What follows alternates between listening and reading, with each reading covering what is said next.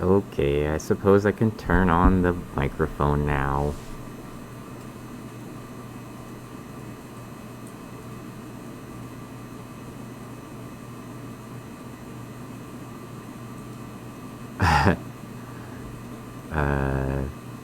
Being an adult is okay. Sometimes. At least you got to buy a house as an adult.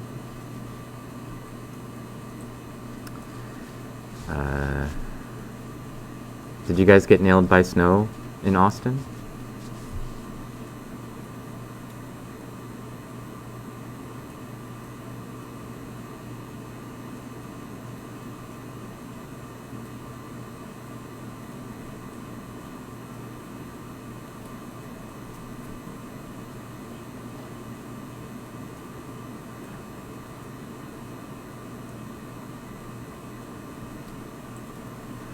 Alright, it's 1, so I suppose I could start streaming for real.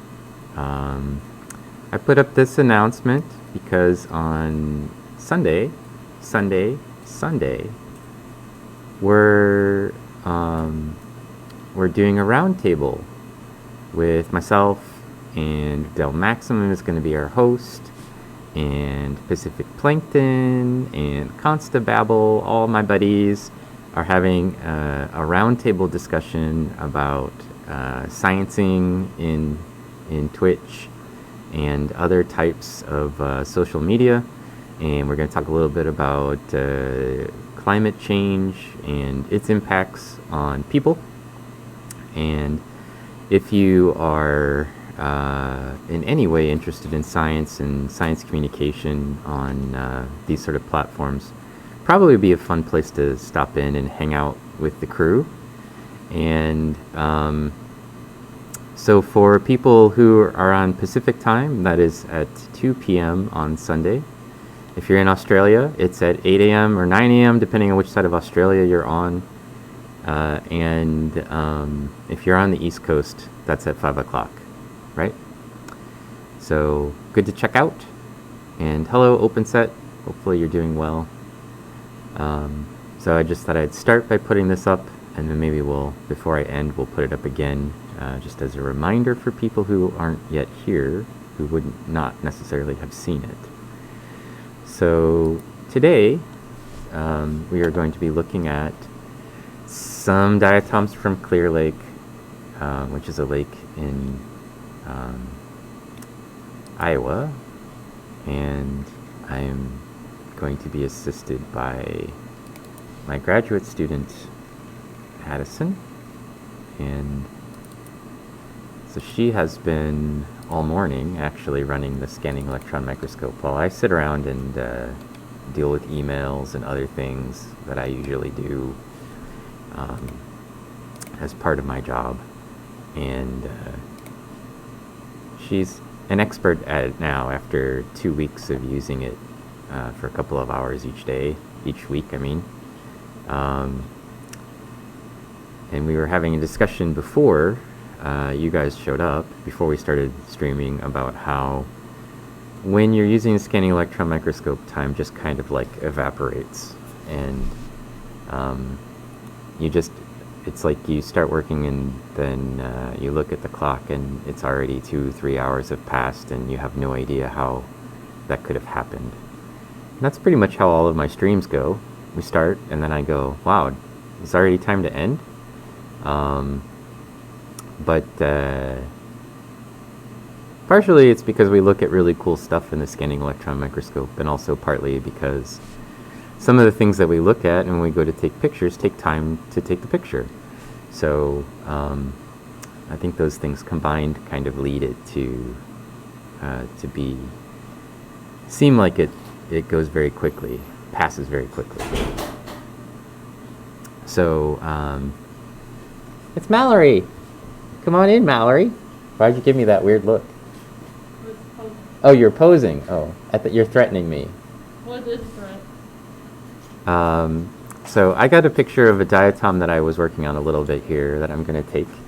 And then I'm going to hand over the controls to Addison while I move to the left and let her run the SEM. And then Mallory's back. visiting with us today. So he'll also be here for you to chat with. It'll be great. Here's this. And oh, you think maybe the electrons are causing relativity to change? Totally possible. And Micah's here. Hello, Micah. And OpenSet, which I'm sure somebody already shouted out for you, OpenSet. Or you could shout out for yourself. Always nice to have all of the team here with us, and also then have a lot of the regular people in to watch us scan crazy little things with our giant instrument. Okay. Addie, you're in charge. Take the helm. Try not to wreck us into an iceberg. No promises. More likely to wreck into an iceberg this week than any other week so far. True. What's going on back there? I've come to enjoy the company of good people. Oh, you want me to go find some? Yeah. Hoping you might. What, you're still celebrating Valentine's Day on your mask. Yeah, I like these best. I can't wear my snowman one Why not? because it's not Christmas. But it's snowing. But Christmas is like snow. I feel like after you pass the holiday, it's like tacky to keep wearing the mask, but here we are. Wait, it just has snowmen on it though, right? Yeah, but that's like Christmas. I won't be explaining my statement. Okay. So after Christmas, snowmen no more. Got it. Kaelton says he's the nice person. Oh, that's good. Yeah. Well, we're glad you're here then. Well, why does the camera look different? What camera? The camera that shows people. Oh, because it's at head height. I put it on top of the monitor. Addison, can you get up real close to that? See how that looks? Go on. I don't want Go to. on. Don't listen to her peer pressure. I don't want to do that. Yesterday was 60 degrees in what's NC? North Carolina. Is that OpenSet? It's Kaelton. Oh, Kaelton. He said people were out in shorts. Yeah, I would be out in shorts if it was 60 degrees. I say that and then it gets 60 degrees and I'm like, how about I just wear 15 rings? Can you get real close to that, Addison? Why do you want her to get close to She this? get close to it. No! Just like This like camera. like so it's got like the angle like right down here. Just like trying to make people self-conscious. I'm not making her self-conscious. Don't listen to her. Now she won't go close. Now I'm scared. It You won't. see? So the diatom that we're looking at is actually a little tiny thing. This is in the genus Planethidium. And we know that because there's a part in the middle where there's no striae or stripes or little holes. And instead of getting little holes, we see this sort of like dark, slightly darker patch right there.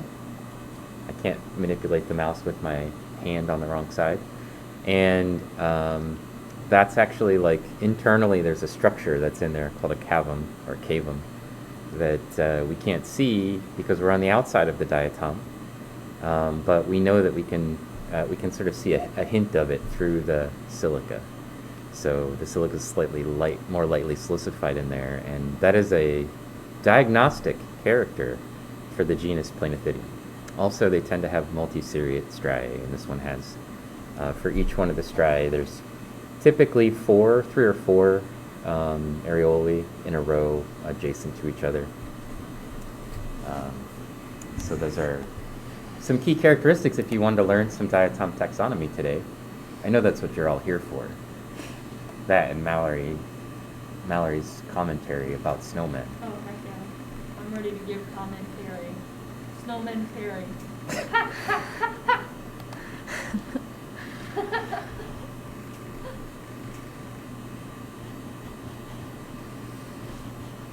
I got a message from Rihanna. Really?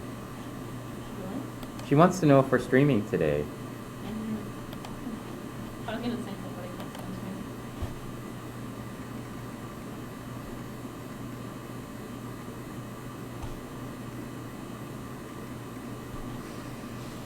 Are we streaming today? I feel like we are. I think so. What'd you find for us? Navicula. And then whatever that is. I can't tell right now.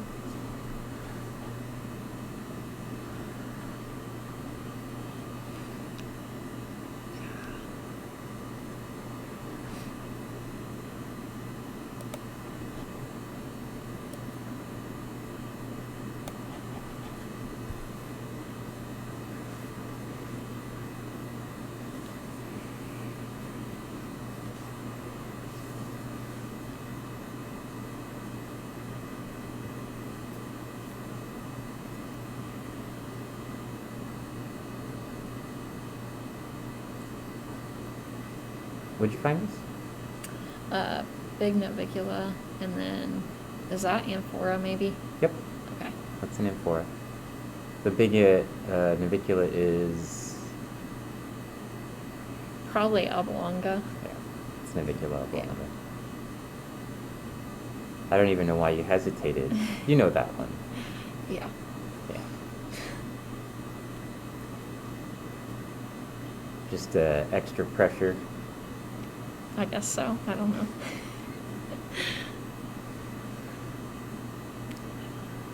So you've been looking at these samples sort of a little in the microscope and then a little bit in the SEM for the past couple of weeks, but in the microscope from last year? Did you Yeah. start looking at them last year? Yeah, because we had some Fall. of these in the diatom taxonomy class. So, and then, so starting last week, we really started looking at them closely in the scanning electron microscope. And Abby was in here, I think it was like 7 hours or something on last Wednesday, and she's already been here like 4 hours or something this Wednesday. Sort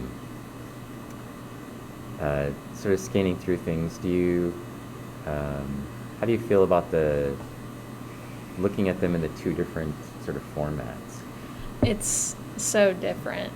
It's so different. But then you sort of start recognizing things that show up in the light microscope. Yeah. But it's just crazy the detail. When I first started this last Wednesday, it was almost like shocking to see my own samples. But You got over it. I did. I'm starting to, kind of have a handle on specific features, so. This was actually, I think it happens to everybody when you look at something in the scanning electron microscope. It's this like trying to figure out what is that structure that I'm seeing, and like how does that fit with the way that I'm used to seeing it. So imagine if your eyes were like Superman's eyes, and you looked at the entire world through X-ray vision. And so not like the stupid X-ray vision that Superman has in the comics where you can like see through clothes or whatever, but rather like you can see completely through things, right? And that's how you observe the world, as like there's things that are opaque and things that you can see through, and like metals and things you wouldn't be able to see through, but like people you'd be able to see through, and you'd be able to see their bones, right? So you'd be used to looking at them as their bones walking around with this sort of blob around it, right? And then suddenly, your eyes switch back to normal and you could see them. Like, imagine how weird that sort of feeling is. That's basically the difference between a scanning electron microscope and a light microscope. So light microscopes are effectively looking through things, and so you're really just seeing them, like an impression of them, as though they're their bones, and you're seeing completely through those objects, especially translucent objects or transparent objects that you see in the light microscope. And so that's sort of like a weird thing. And then also imagine like you've only seen people while you had your X-ray vision, you were looking at them and they were always like a half mile away, right? And now you're seeing them up close and and with color and light, and you can actually see things reflected off the surfaces. That's effectively like the difference, right? Because the light microscope is still really far away compared to the scanning electron microscope. I mean, even where we are now, we're kind of far away from this sample. It's still almost 3 times closer than you could be in a light microscope at all. So immediately the detail is much higher. And then the fact that you're looking at them as three-dimensional objects instead of like seeing through them, is seeing them as their sort of impression that you get from seeing through them. So I think it is a little shocking at first to just sort of see it and then think, oh, that's what that is. And then I think you'll find that when you go back and look at the light microscope images, like the connection between those components and what you're seeing, like even people who know diatoms, sometimes it's a challenge to figure out like what's that thing. Like if you show me something in a light microscope, I can almost always get it into the genus immediately. And then sometimes I will see something in a scanning electron microscope and I'm like, I can't figure out what this is, because it takes a long time to sort of figure out like how does that thing look structurally, and and what is the thing that you're seeing represented. And even something really simple, so like last week we were staring at pseudostar Syrah, and I couldn't figure out what it was. I was like, and I mean, gradually figured it out, because the one that we were looking at was also like deformed, which didn't help. But like the fact that I was looking at it thinking, can't figure out what genus this belongs in, right? Whoa. What was that? What was what? Why was there something floated across the screen? What was that? Oh, there's emotes. When people use their emotes, they'll float across the screen Oh now. my god! Occasionally. I love that. I'm gonna do that until it. Oh, double kisses. That's cute. Pacific Plankton says, so can you tell the rest of us how you know it is oblonga? Oh, how do we know it's oblonga? Yeah. Do you want Addie to explain, or do they want me to explain? There's other questions, but either one. So for me, I know it's oblonga because of the shape, the outline of it, and also it's very big, like very big. For a navicula, it's, there aren't a lot of huge naviculas that, that sort of fit in this like bigger than 100, bigger than 120, whatever this one is, length. And so you kind of get to know the really big ones. I mean, it's not to say that they don't exist, they do, but most of them are probably about half the size of this at their maximum size, and this one basically is a really big one. And when I first started learning diatoms, I thought this was a pinnularia, and I regularly mistook it for pinnularia because I had it in some samples. I counted diatoms from Foy Lake for my dissertation, and this was a common diatom in it. And I thought it was pinnularia when I first started because I didn't know what to look for, right? I knew the sort of size and shape was actually a little bit too big for navicula. It's just scrolling on the screen. Are we taking a picture? Or No, what's it's going? just. Oh, okay. it's You can just- go ahead. Okay. You don't have to like stop doing things just because I'm blabbing. Yeah, so that's how I knew it's oblonga. I looked at about like 1,000 of them in my dissertation, and then, or maybe more, and then it's very sort of charismatic diatom. So once you learn it, you always recognize it. What else do we got? Oh, there are just comments that says, OpenSat said, forget X-ray, I want radio vision to stargaze. Well, that would be nice. You could see a lot farther. And there's just a bunch of emojis as we all attempted to get our emoji to go up on the screen. Not a single one did. BTOs. Kind of interesting. Which ones it picks to like put across the screen, I have no idea what they are or why. I might have to fix something so that it like recognizes different emotes to put across the screen.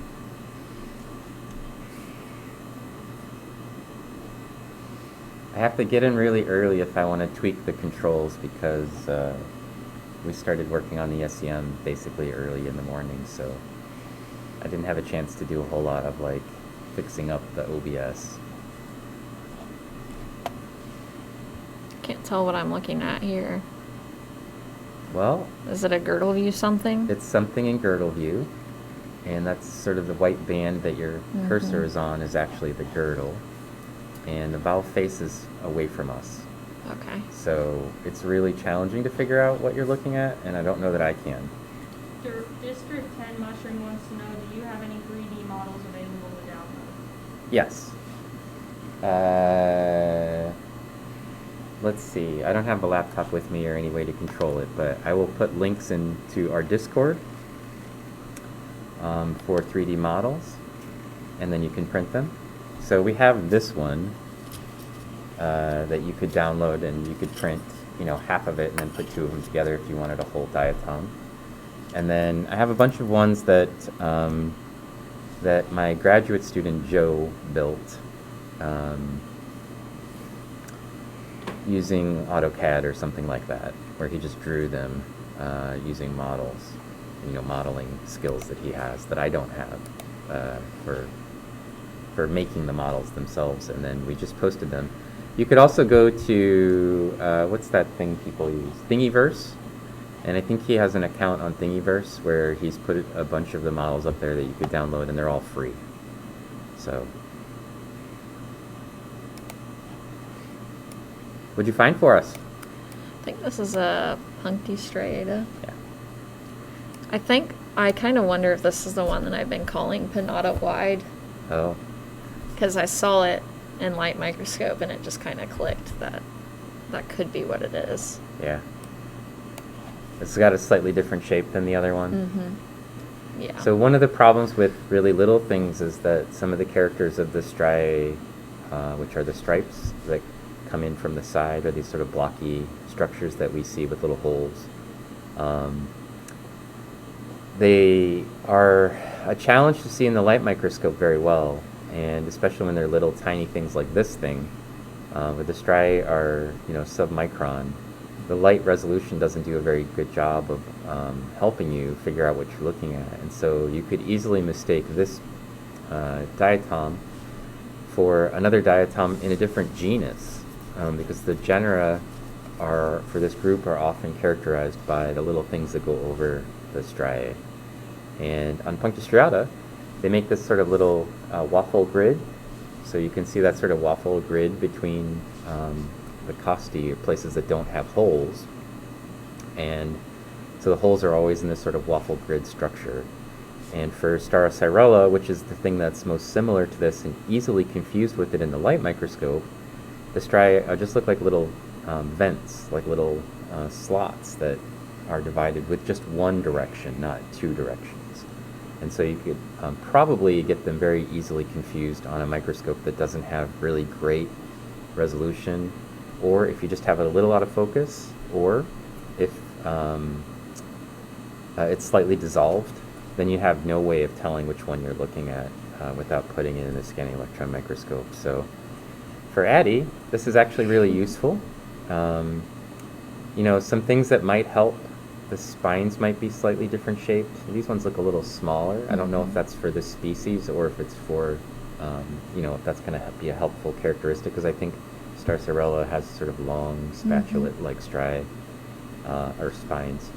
And then, but you might be able to sort of go back and forth between your light microscope images and your SEM images and try to figure out, like, okay, that one actually is Punctistriata, and then you could go look through the samples and see if you could do it as well, right? So you could take your two pictures and kind of compare them, and maybe figure out what's a good way of telling them apart. Yeah. Because they're hard.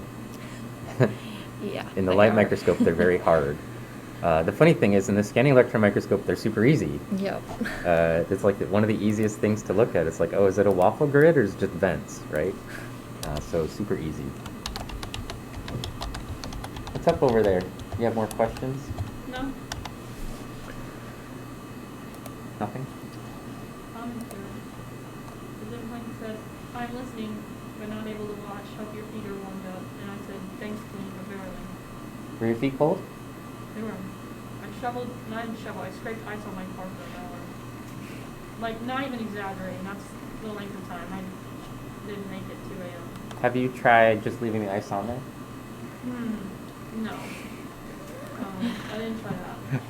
Because I couldn't see. You know what? When I drove in this morning, I scraped for a while on my windshield, and then I decided it was good enough. And it's always funny to me to drive my car like it's a tank with just like a little tiny hole I can see out. And then slowly, as I'm driving, the hole gets bigger and I can see more of my field of view. Yeah, that's like definitely illegal, but. No, it's not. Well, it is though. No, it's not. You're supposed, yeah. What are they going to do? I can see. Well, What part's illegal? you're not supposed to. It's illegal to drive with like snow sitting on your car, just to knock it all off. No, it's not. Yes, it is. No. You don't have to clean your car off from snow in order to drive it.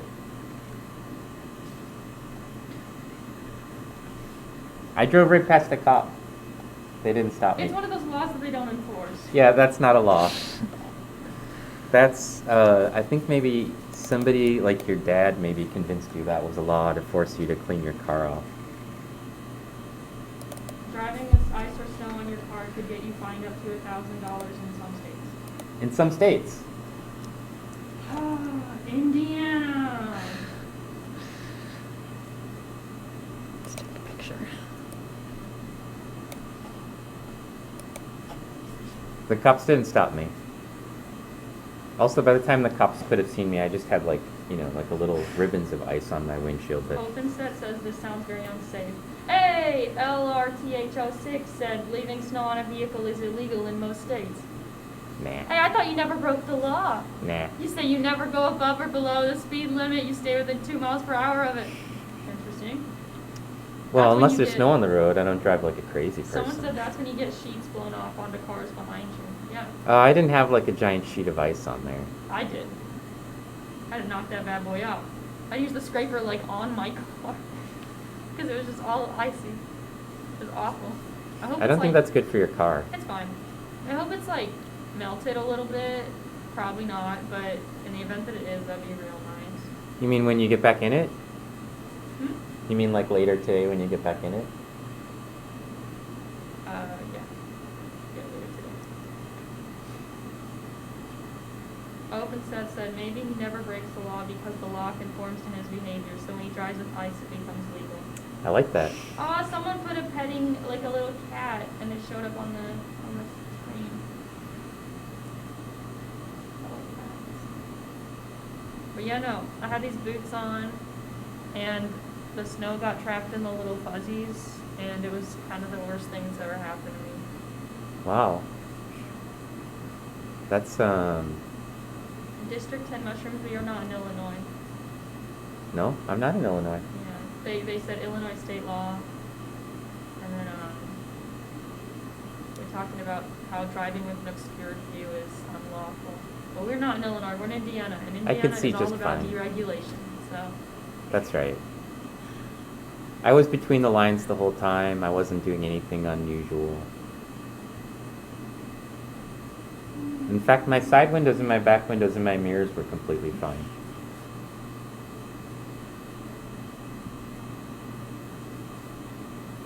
Get a hairdryer you can plug into your car and melt it from the inside. I think that's going to take longer. That's from Pacific Huntington. Thank you, Miss California. Yeah, I don't think she knows a whole lot about the best decision making for getting snow or ice off your car. Unfortunately, I'm not going to do that or anything close to that. But thank you for the offer. I appreciate it. Look at those girdle bands.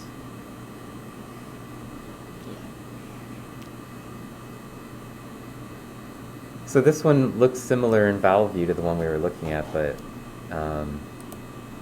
the striate character are very different. It's like just single holes in smaller rows. But its shape would be basically a little ellipse.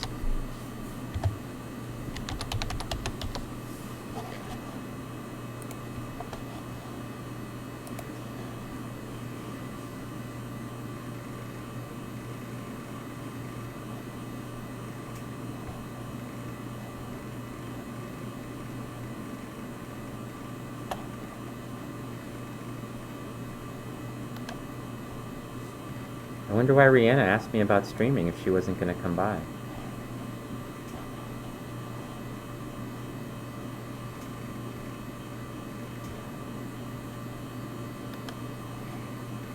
Also, she likes to send me like a text message at like in the middle of the day, and then get mad when I don't answer it right away.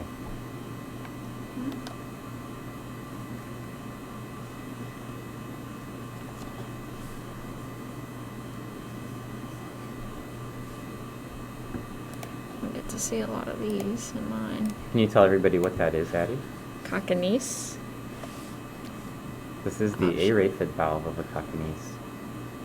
You took a really fast Yeah, picture I didn't of mean it. to do that. We call that a Mallory in the SEM room. That's not what we call it. 'cause That's I what we don't- call it. No. You did a Mine go, like, Mallory. speed one. You did. Well, it's a half Mallory.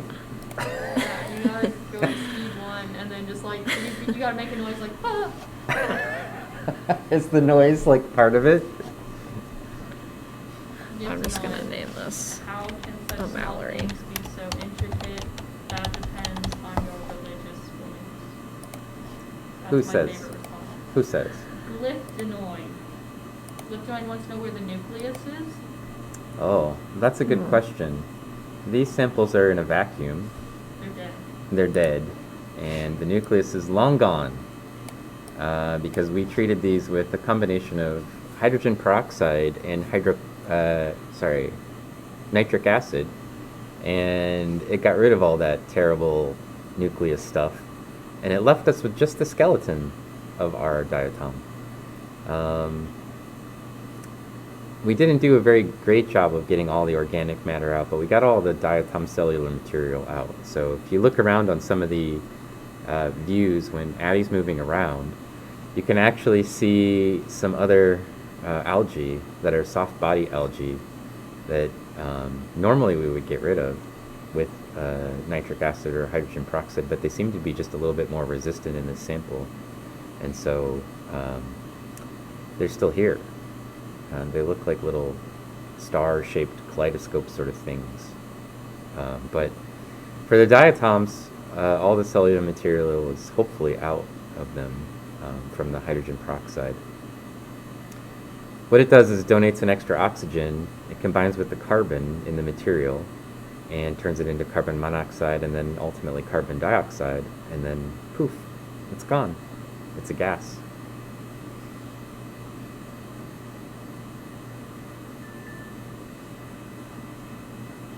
Brianna says she's going to come around 2:30.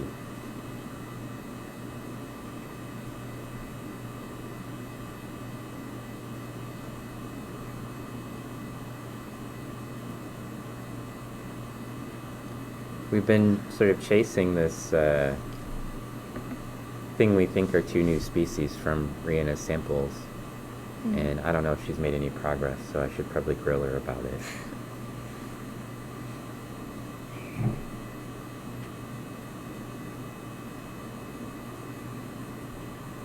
But it would be nice to sort of check it out for maybe Saturday stream. So this is like taxidermy, gold-plated taxidermy, microscopic taxidermy. Yeah, pretty similar, except for we don't stuff it back together and make it look like the original diatom at all. So that's kind of what taxidermy is. This is more like looking at fossils in a microscope. If we were to take them and put them back together, you know, and then decorate them with things to make them look like they're living, that's taxidermy. And could we give a shout out to Glorgana? It's Glorgana, who does taxidermy on Twitch. And Mallory. What? Nothing. No, I know that you named it Mallory. You can flip that one past me. Well done, Addie. Listen, I want to know if these live in ponds. Do they live in what? Ponds. Ponds. Ponds? Ponds. Pond? Yeah, they live in ponds, Yeah, ponds. for sure. That's one of the main places diatoms are found is ponds. And They- lakes. Also in lakes And rivers. and streams, yeah. The And ocean. and the ocean. And seas. Well, what's the difference between an ocean and a sea? An ocean is a big thing, and a sea is like a No, it the isn't. Black Sea. The Black Sea, the Red Sea. Oh, I see what you're saying. Those are like saline water embayments. Like the Mediterranean Sea, that's not the ocean. It's connected to the ocean. I suppose you're right. I think the ocean is like the much bigger, uninterrupted body of water that we just divide based on whatever. I will accept your glossary terms Thank you.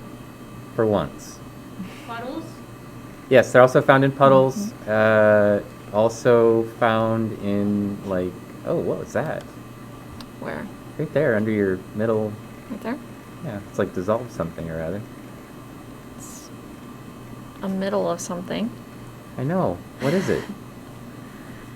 Don't know. I don't know what that is. With just the middle like that. I see a lot of, I'm gonna guess it's some sort of cymbella. yeah, Because of the diamond-shaped thing. yeah.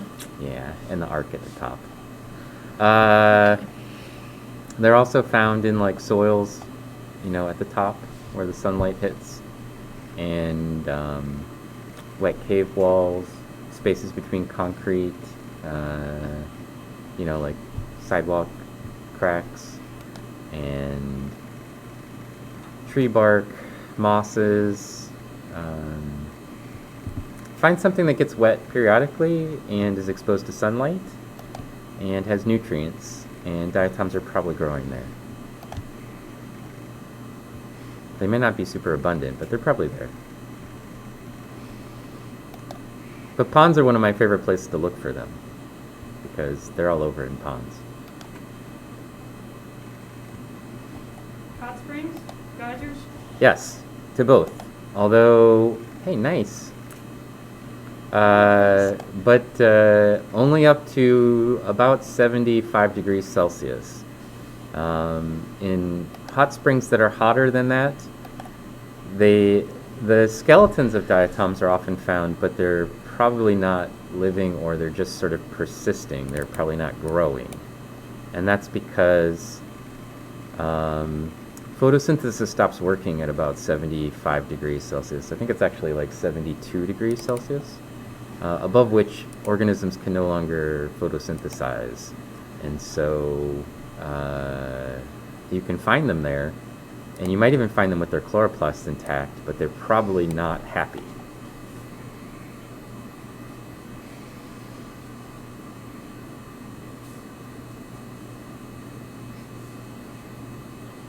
What'd you find us? This one is a Stephanodiscus. It's either Remari or the other one that's bigger. I can't Nigeri? remember. Yeah. Which one do you think? Which one is it? I have no idea. I guess it could be a smaller one. I'm not sure. I'm not even sure it's Nigeri.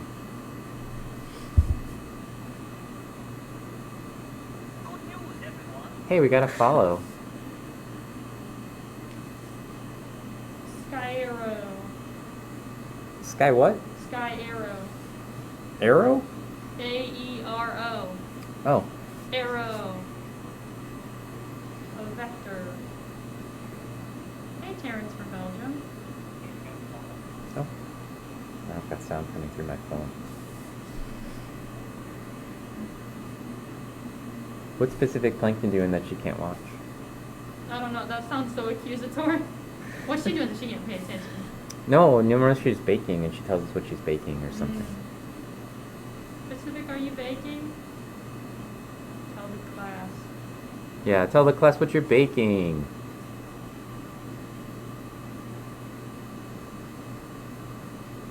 She's preparing for class. Oh, she's preparing for a class. Mm-hmm. Oh, she told me she had to go get the plankton sample today.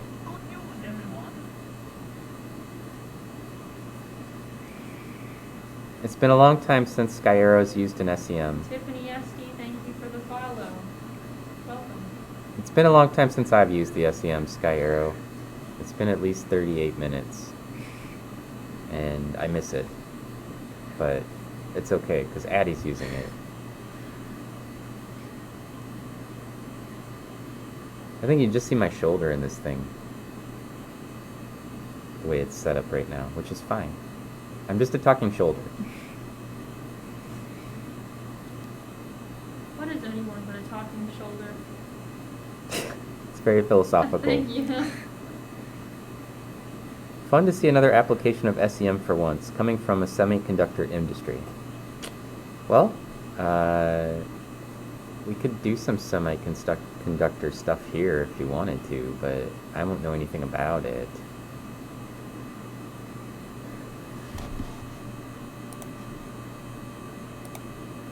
What do you do with it when you're doing semiconductor stuff, Terrence?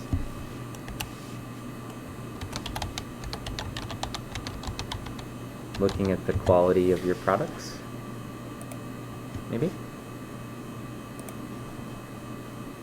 Yeah, checking integrity of plain circuits. That's nice. And it comes with a benefit. You don't have to gold plate them because the circuit's already gold. Oh, you're taking an artsy picture. Mm-hmm. I like it. I approve. Let's see. Make sure it's. Yeah, it better be good. Yeah. We don't want an artsy picture that's out of focus. We don't like those kind of artsy pictures. That's too artsy when it's out of focus. Let's see. I think it looks sharp. Okay. See those Let's little do like it. specks on the surface Yeah. and stuff. That's always a good sign. Okay. Let's do it.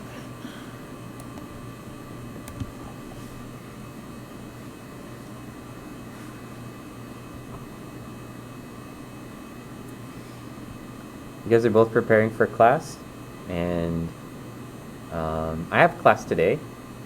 Really? Yeah, When? I'm not telling you What? because you might show up. Oh, is that one talk with Chad? Yeah, it's Chad's class, but I'm teaching them today. So I really can't bother. I really can't stand in the doorway and like make faces until you. Well, you notice. can because they're just doing microscope stuff today, so it's a lab. I'm confused as to why you say that you're lecturing, but also they're not listening to you. When? I'm panicking right now. I'm not following. It's a lab, Yeah, so like I'm not lecturing at all. I thought that's why you were in there. I thought it was his class and you were just in Oh, there. on Monday I gave a lecture, Okay, so why you? and then on Wednesday we do a lab, and then next Monday I'll give another lecture, and then next Wednesday we'll be in here. We'll do SEM stuff for the class. Okay, And then I don't have to teach it anymore. that's fair. Well, you're not really teaching it. You're just guest lecturing, right? Well, Well, yeah. yeah. I'm still in the class. I kibitz. You teach the class. I'm an assistant to the teacher of the class. I'm assistant to the regional manager. Exactly. I'm assistant teaching. I do a lot of supervising. That's what they call it in my line of work. Like I supervise you guys. I've never been supervised in my life. I think that's true. Well, I'm supervising Addie right now as she's taking pictures on the scanning electron microscope. She's so supervised. Are you okay? no. Do you want me to call the health department That's okay. and tell them you have COVID? Nah, I'm chewing gum. See, that's my problem. Did you swallow your gum by accident? I did not. Did you swallow it on purpose? Gotta go. Gotta go. When you were a kid, did they tell you that if you swallowed the gum, it was going to stay in your stomach forever? Yeah, that's not true. How do you know? Did you swallow a lot of gum and now you can? No. I didn't I chew- don't know. That no didn't sound very I convincing didn't to actually me. chew gum ever until I was like a teenager. You just started chewing gum last week. Oh yeah. No, I I started chewing gum when I started taking like exams because I read that That's right. the taste of peppermint can help jog your memory, or if you're eating something while you're studying, then you can remember it. It helps you like remember it. Did that work? It did actually. So I chew gum during every test now. I don't have data to back it up. But I Okay, do good, have because data. it sounds made up. I think maybe you put some Adderall in your gum, and then that's what you're trying to get at? You're like, the gum actually helps you remember if you put a little Adderall in it. Just grind it into a powder, put it in your gum. Is that what you're telling me? No. I don't think so. So you never chewed gum until you got to college? No, when I was in high school. Oh, okay. This started in high school. Yeah. But before that, I didn't chew gum because I didn't like the taste of peppermint. And You know they make other flavors, right? interesting that you say that because I also didn't like the other flavors. Like, And, you don't like any of the other flavors? No, not a single one. For a while there, I chewed I like juicy fruit. Every day I used to take, like my friend Otzi, he would give juicy fruit to me. I'd ask him for it, and then he was like, "You owe me like 6 packs of juicy fruit," and that was like sophomore year. And every single time we saw each other, he'd just remind me that I owned 6 packs of juicy fruit, and so. Did you ever give him the juicy fruit? As a graduation present, I brought it to our graduation ceremony. I was like, "Here you go, Ozzy." Excellent. He's like, "No way! Finally returned." I'm not so sure about juicy fruit. It's okay. It's not great. I had no reason to take that much. I don't know. But like when you were a kid, like a little kid, you didn't have like Bubblicious or Hubba Bubba No. or... I hated that. See, she's so weird. I don't know what to say to either of you at this moment. My mom did not like us chewing gum, and my sister was like super into gum. Even though she wasn't allowed to have any? Well, she was allowed to have it, but my mom didn't like it. Your mom didn't like it, so you didn't eat it, but your sister did. Yeah, my sister has always done what she is into, I guess. She don't give a crap about what your mom thinks. Is your Parents- mom watching? No. Okay. Just a word. Terrence from Belgium said, yes, repetitive movements help with learning. I know some people who juggle while learning. Oh. I tap my legs. Have you tried juggling while you learn? I tried juggling. Hasn't worked. Oh, it didn't take? Didn't take. I'm actually pretty good at juggling. There's something about me. I almost never talk about me on the stream. There's something you could learn about me. I could have been a circus clown. And then I chose to be a professor instead. I don't think you make a good clown. Rude. Is what it is. You've What never was it? seen me in big floppy shoes and an oversized tie. You don't have the personality to be a clown. What are you trying to say? I'm not funny? So rude. No, I'm kidding. She's so rude. Openset said, after I had braces on for like 3 years, I was never really able to get into chewing gum. After doing it without 3 years, it just seemed weird. My repetitive motions are that I practice arpeggios on the keyboard while I watch lectures. Oh, that's a good idea. Maybe I should convince Sylvia to do that.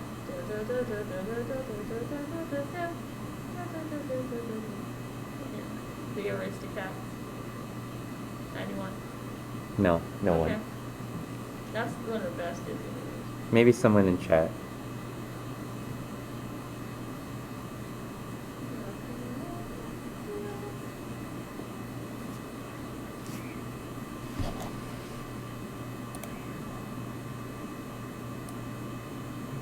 Why does that have gravestones on top of the diatom? That's a castle king. You think it's like a crown? Yeah. What's a castle king? I was thinking of the chess piece. Okay.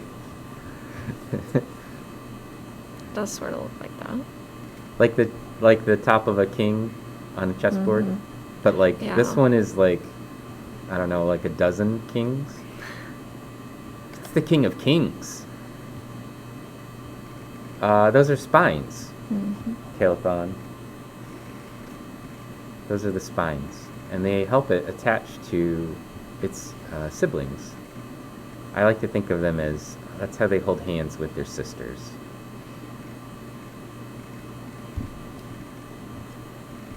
When Mallory was a little kid, she probably held hands with her sister. No, I didn't do that.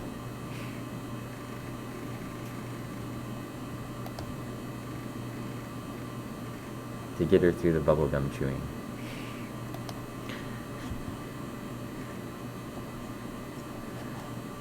Oh, the little evil monoraphid. Yep.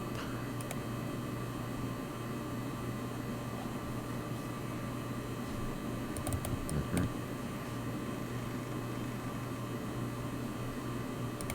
Can't believe you don't think I would make a good clown.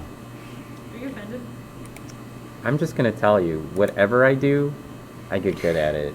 It doesn't matter if it's circus clown, dishwasher, snowblower. I'm just gonna have to say that I don't think that you would be like an exceptional clown. How do you think I would do as a baker? Um, Do you think I could make cookies on the first try?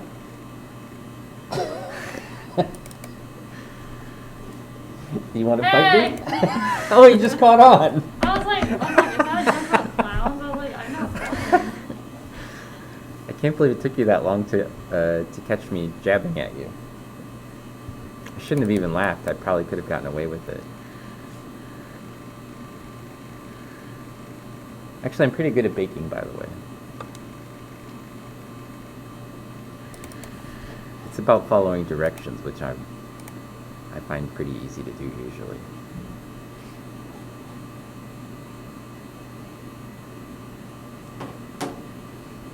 Except scraping ice off the car.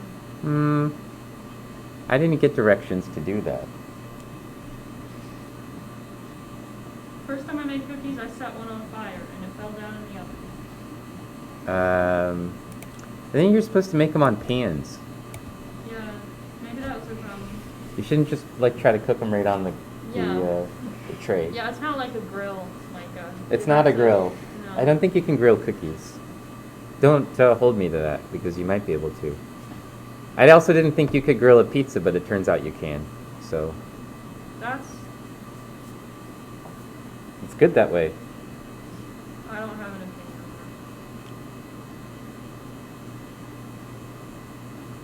on You can actually put your pizza stone right on the grill and cook it on the pizza stone if you like. That's what we do. It's delicious. Would recommend.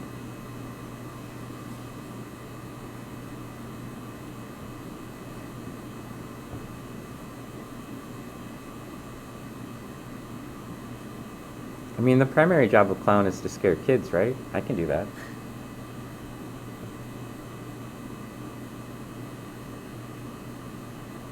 Well, not scare. You have to amuse them. There's a fine line that I don't know if you can walk. You know? You're either pro mode or you're like. Allison's like, excuse me.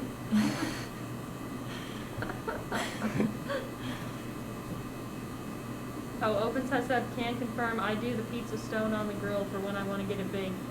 You get it baked? Zoiku, greetings everyone. Hello, Zoiku. My How you brother- doing? My brother put a frozen pizza in the oven once, still wrapped in plastic. Yeah. Do you know the directions on every frozen pizza says do not eat frozen? They do say that. But hear me out. I can't even, America. I can't even. You can eat it if you want. If you want to eat a frozen pizza, you can. That's an option that you have. They just don't want you to sue them if you like break your teeth on it. I know, yeah. That's why they put the label there, like the Gorilla Glue. But thing, should they? Well, yeah, like the Gorilla Glue thing, exactly. Like, oh, it doesn't say don't put it in your hair. It says don't put it on your skin, but they said nothing about hair. Right, exactly. I'm doing all right. How goes the science? The science? Science is great. Can we look at Gorilla Glue under the microscope? Oh, you Look know at what? A sample of her hair. We were supposed to look at Kool-Aid today, but I didn't prepare any. Look at what? Kool-Aid. Kool-Aid. Yeah. Why? Dangling was, she used her micro-authority skill, her points. She wants us to look at Kool-Aid under the microscope. Oh, So I guess I'll have to save it for Saturday. what do you plan on seeing? I don't know. She just wants to look at Kool-Aid. For some reason, she got really into Kool-Aid jammers, and then now she wants to look at Kool-Aid in the SEM. Oh, dangling. Dangling, yeah. Not Pacific plankton. No, dangling. I like process that as specific. I was like, why does Pacific want to see? I think that's Agnanthidium. That's where I would put it. Okay. So I was thinking. Hard to tell with what you have. Yeah. Who are the follows?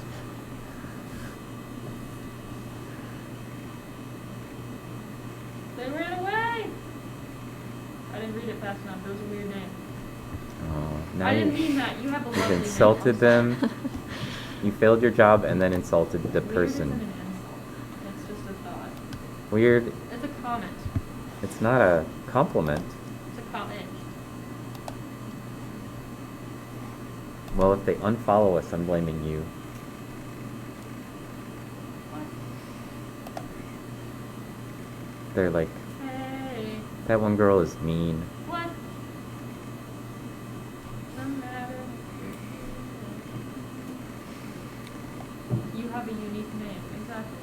That's what I said. That's not what you said.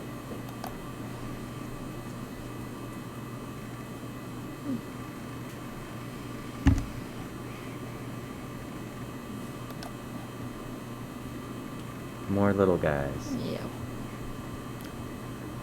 These sort of look You love them. different. I wouldn't say I love them. No? How do you feel about them? Right now we're not doing very good, but You're not the best of friends. uh-uh. Huh. What? I think Addison, I think that you should take negativity off the stream. I'm kidding. I'm kidding. Let's see. I like insult the followers. Addison uses a slightly different tone. I'm like, Addison, could we have a talk in the background, please? I don't think you want to fight her. She looks like she could take you, Mallory. She could probably. I don't know. She could probably kick my ass. Is this a family-friendly show? Yeah. It wouldn't be hard. I mean, if you want to try, please do it. Please take me out of the running.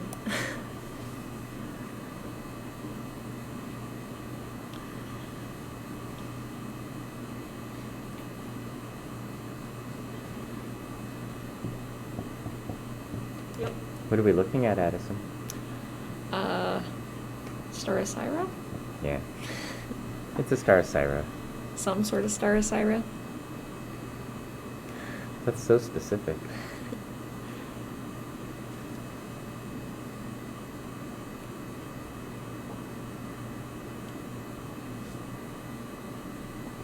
It's better than the 5 other maybe things I was calling it before.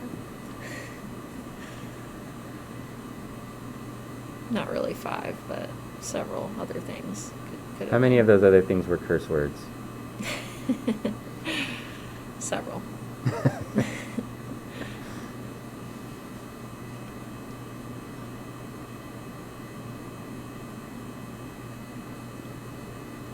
So I noticed that you posted some of your SEM images on Facebook, Mhm. and that seemed to get people very excited. Yeah.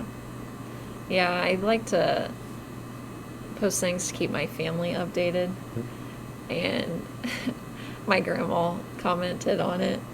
And did you see that? I didn't look through the comments. I just liked it, and then I saw you had a whole bunch of people that had comments. I didn't She's want to like like- creep on your family. She was like, so something like, Addie, Papel, and I don't understand what we're looking at, but glad you're having fun. And They're not. it's just- Your grandparents aren't diatom taxonomists, No. is what you're saying. No. Zibadian said, hi, this looks amazing. Are you the new follower, Zibadian? Doug Dimmadome. Zibadian. Thank you. Dimsdale Dimmadome. We specialize on looking amazing. That's what we do. What did you say? You're talking about the picture of me back here? Mostly Mallory. Yeah. Yeah. This is the fit of the century. What? This is the fit of the century. My closet's been throwing fits recently. See? You mean like outfit? Yeah, that's more slang. Okay. I can't keep up with you kids and your lingo. I was texting on my friends last night, and well, it was like a friend from a long time ago, and I called him King as a joke, and he's like, "What do you mean?" And I'm like, "Okay, so maybe it's just my specific group of people that I talk to that use the word King." Man. See? Open said get says, "I get that type of comment about the math very frequently. I don't know what that is, but glad you're into it." What kind of math are you into? I'm a big fan of algebra. You like algebra? It's okay, you know. Hmm. I mean, do you have a different math preference? Yeah, I like geometry a lot. Trigonometry also. The other maths, meh, they're okay. Really, I feel like geometry and trigonometry are where it's at. It's got these like cool theorems you can prove for yourself, and it's got a lot of sort of like three-dimensional or two-dimensional sort of spatial relationships. What did you find? That's a messed up diagram. Yeah, that is weird looking. It's like a little, like it's got a stripe going the wrong direction. Yeah. And then it's got one that's going like over the humps. I don't. Is that this the same thing? But just. I don't know what's going on. Whenever you label this one, just label it a Mallory.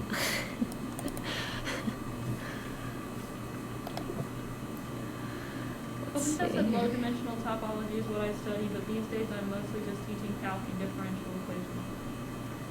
Well, I'm gonna look that up. I wonder, Open said, why is it you don't do any math on your streams? I mean, like, teach any math on streams. Do you feel like there's enough of that on Twitch already? Or you just want to get paid better for what you're doing?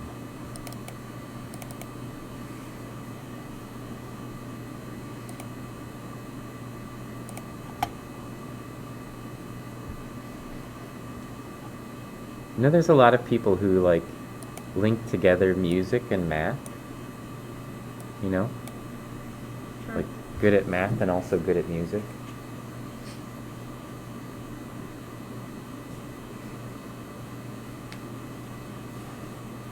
I started my live stream to take a break from analytical thinking, since all day I'm doing real analytical stuff. Wanted the night to be creative. Yeah, that's a good idea. I started my stream to get away from all this science stuff I do all day. Really? No. That's crazy.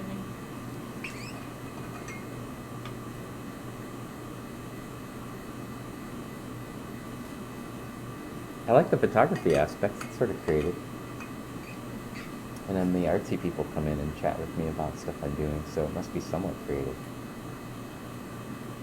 I'm supposed to be getting a wood carving tool shipped to me from Jay Renzella, and it's like a dull version, and he wants me to like image it dull, and then sharpen it, and then image it sharp. Cool. And it sounded like fun to me, so I said okay. So for Saturday, we may be looking at, if that arrives, I think he said it would take 2 weeks, and that was like a week and a half ago. But of course, there's been a giant snowstorm, which has probably slowed down everything. And then, of course, the post office in the U.S. got messed up, like starting in October, for tactical purposes, I believe. And so maybe it'll be the following weekend. But then I could do like a stream that's like Kool-Aid and wood carving tools. That makes no sense together, but it's okay.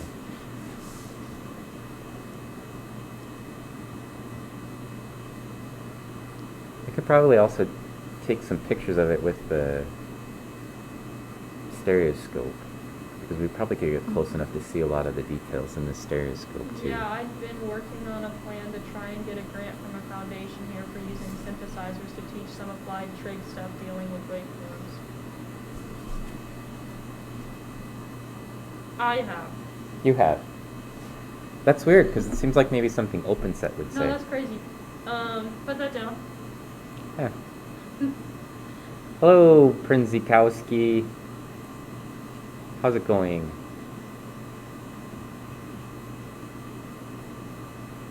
Hello. Liftinoid, hello. Earlier, Tablestick Maniac highlighted his message and it just said hello. And Yeah, he does that every time actually. I love that. Just hello.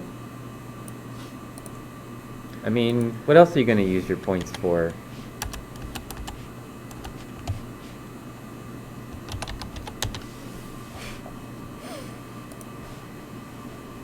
I have so many points from like Pacific Planktons and like Dell Maximums. I think I've got like 50,000 points in each of theirs. But they don't have anything that's worth 50,000 points. And like for Dell, I always threaten that I'm going to make him do push-ups and I'm just going to keep hitting it and hitting it and hitting it and hitting it, and then he'll have to do like 30,000 push-ups. I don't know how he's going to get all those done on stream, but it's going to be arm day, whatever day that is, whenever I start spamming the push-ups. Oh, Dangling said the power's on. Dangling, you're back. You missed it. We looked at the Kool-Aid earlier. Liftinoid wants to know. Liftinoid wants to know if the air purifier that he got, it claims to get rid of airborne viruses. Is that completely wrong? Why would he know? Well, I mean, I'm not an expert in airborne viruses, but most of those things are just pumping the air through a little filter. So whatever the filter size is sort of limits how good they are. We have those in our lab because I bought one to protect Mallory and my other students, and I have one in my office and I use them when I'm at work. So I don't know. It's probably pretty effective at trapping a bunch of the material. It's probably at least as effective as wearing a mask, for example. So think of it as like an extra layer of protection, because it is filtering the air. If you set them on a pretty high rate of speed and it's pulling most of the air in the room, it probably would help. Can't hurt, let me put it that way.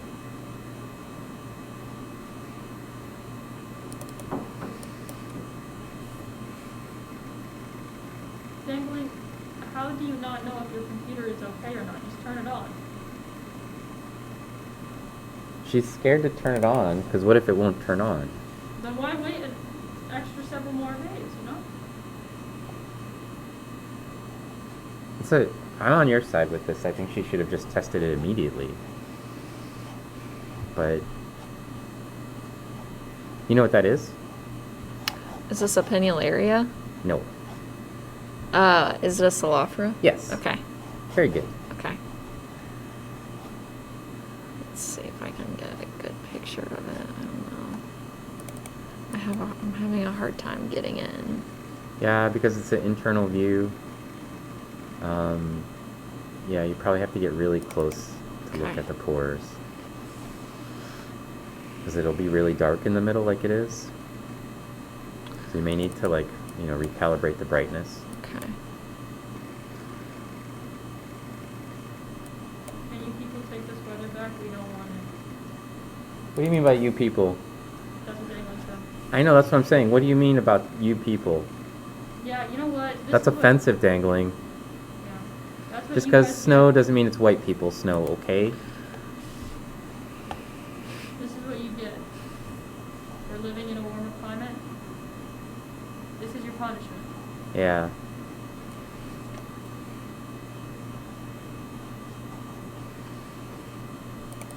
I think maybe the brightness needs to be adjusted again, but for Are you happy with the focus? Or you don't know? I think so. I just can't tell. Zoom in real close. Okay.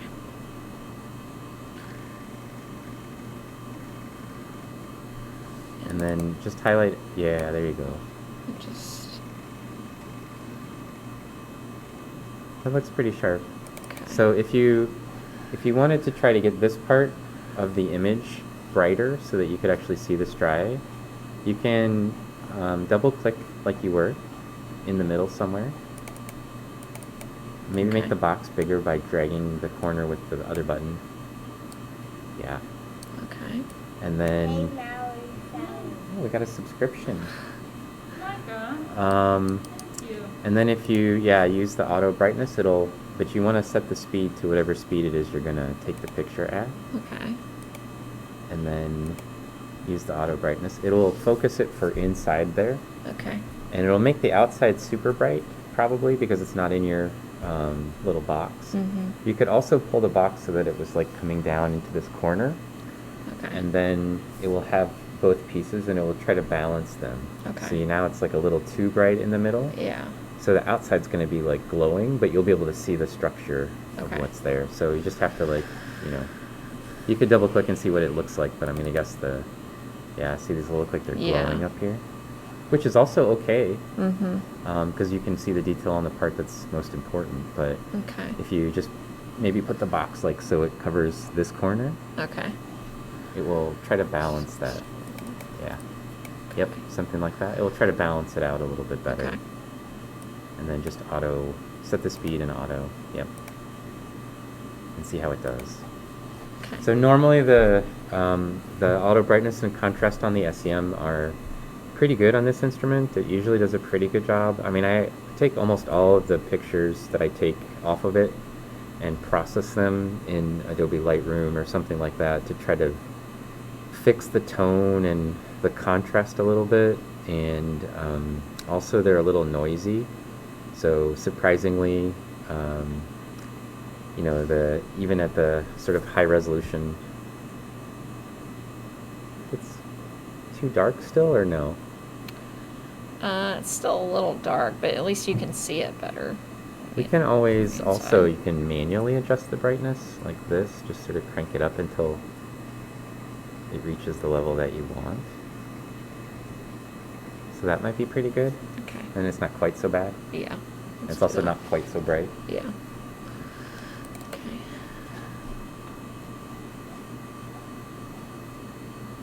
So that's just, it gets to a point where it's like you get tired of it trying to fix it, and then you can Mhm. just kind of do it. Okay. Nothing will stop you from just tweaking it a little. You can make as many bad decisions as you like with Yeah. the brightness or intensity. This looks pretty good to me. Yeah, I think so. Okay.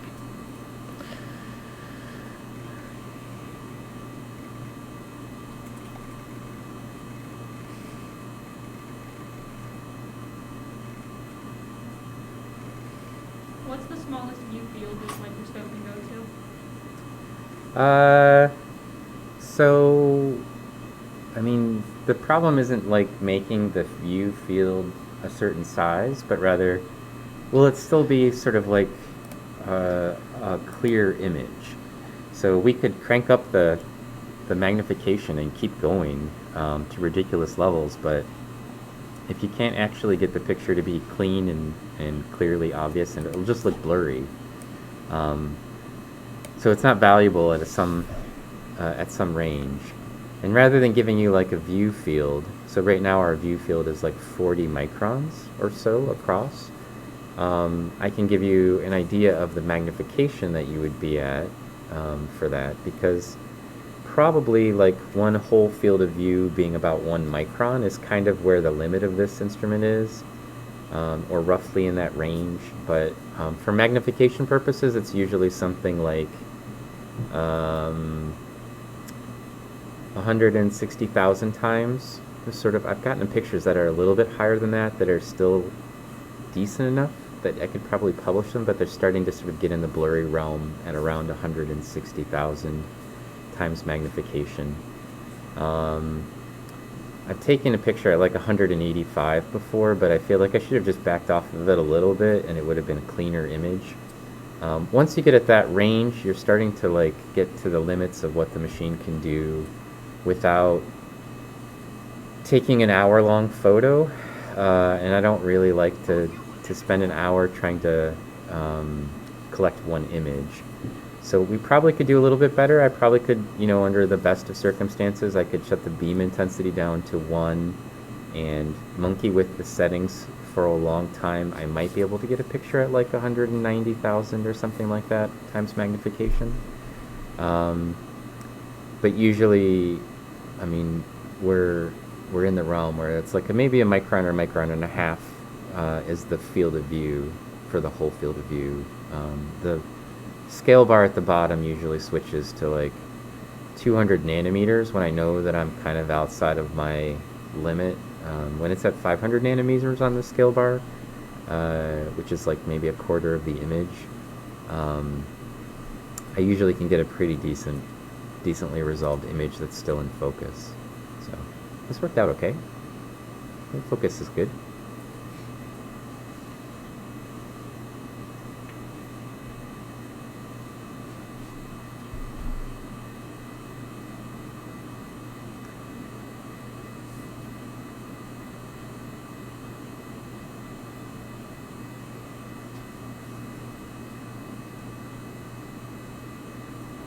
Yeah, it's a pretty high resolution image at that point. Was that Micah that subbed? Yeah, Micah got a gift sub for breaded shrimp. Oh, okay. Mm-hmm. Thank That's you. why I said thank you, Micah. Gotcha. Yeah, you missed the blood dangling, I'm sorry. Did she? I thought she was actually around for it. She said she doesn't remember it. She probably is just blacked out. She says she has a question for you. She What? hasn't typed it out yet. I'm waiting. Is it about Kool-Aid? Maybe. You missed the Kool-Aid. We were streaming it like for an hour before you came. Yeah, crazy. It was so crazy.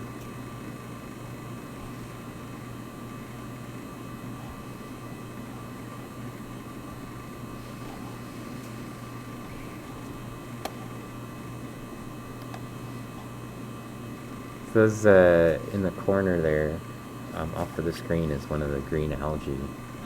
The question is, how did you learn to use the SEM, or did someone teach you? Oh, that's a good question. That's from Dangling? Mm-hmm. Did you want to learn how to use the SEM Dangling? Because I could show you. He was trained by the guy who sold it. That's true. When they installed not the guy that sold it to me, but the guy that installed it, there was an engineer that came. It was shipped here in these giant crates and like wooden crates, and we had to sort of open it in another room that had enough space for us to actually open the crates, which is where we were storing them, and then we put them on a little wheelie cart and wheeled the parts down here, and then he built the instrument. And I came in maybe like every 45 minutes to see what it looked like in different stages. And on the Instagram page, there's actually, like, if you go way back to the very first images on my Instagram page, they are of the scanning electron microscope being built. They shipped the engineer in a crate. Yeah, the engineer came in a crate, and he popped out, and then he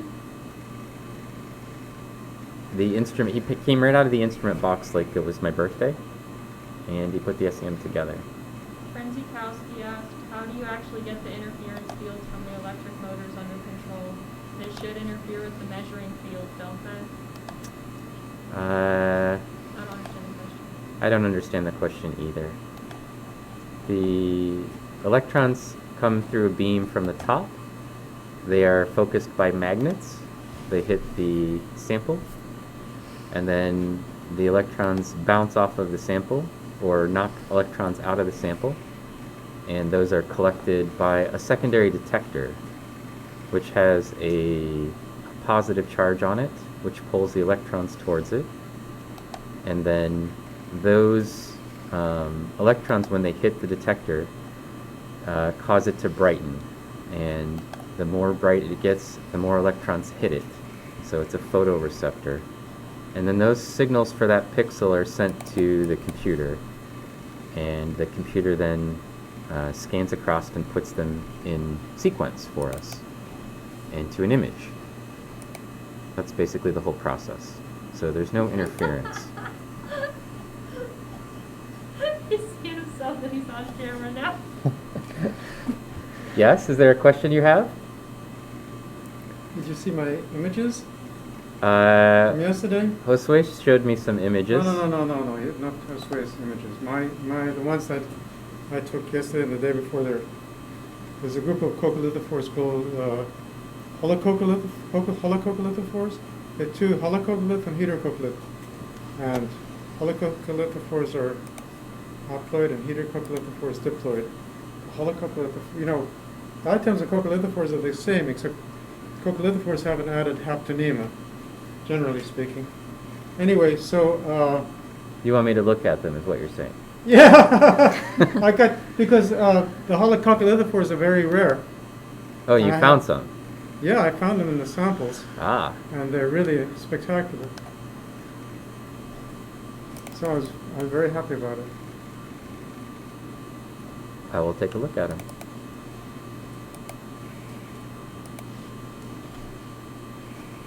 Also, I have to rearrange the way the files are in the hard drive. Well, you have to explain to me, because there seems to be a copy under images. No?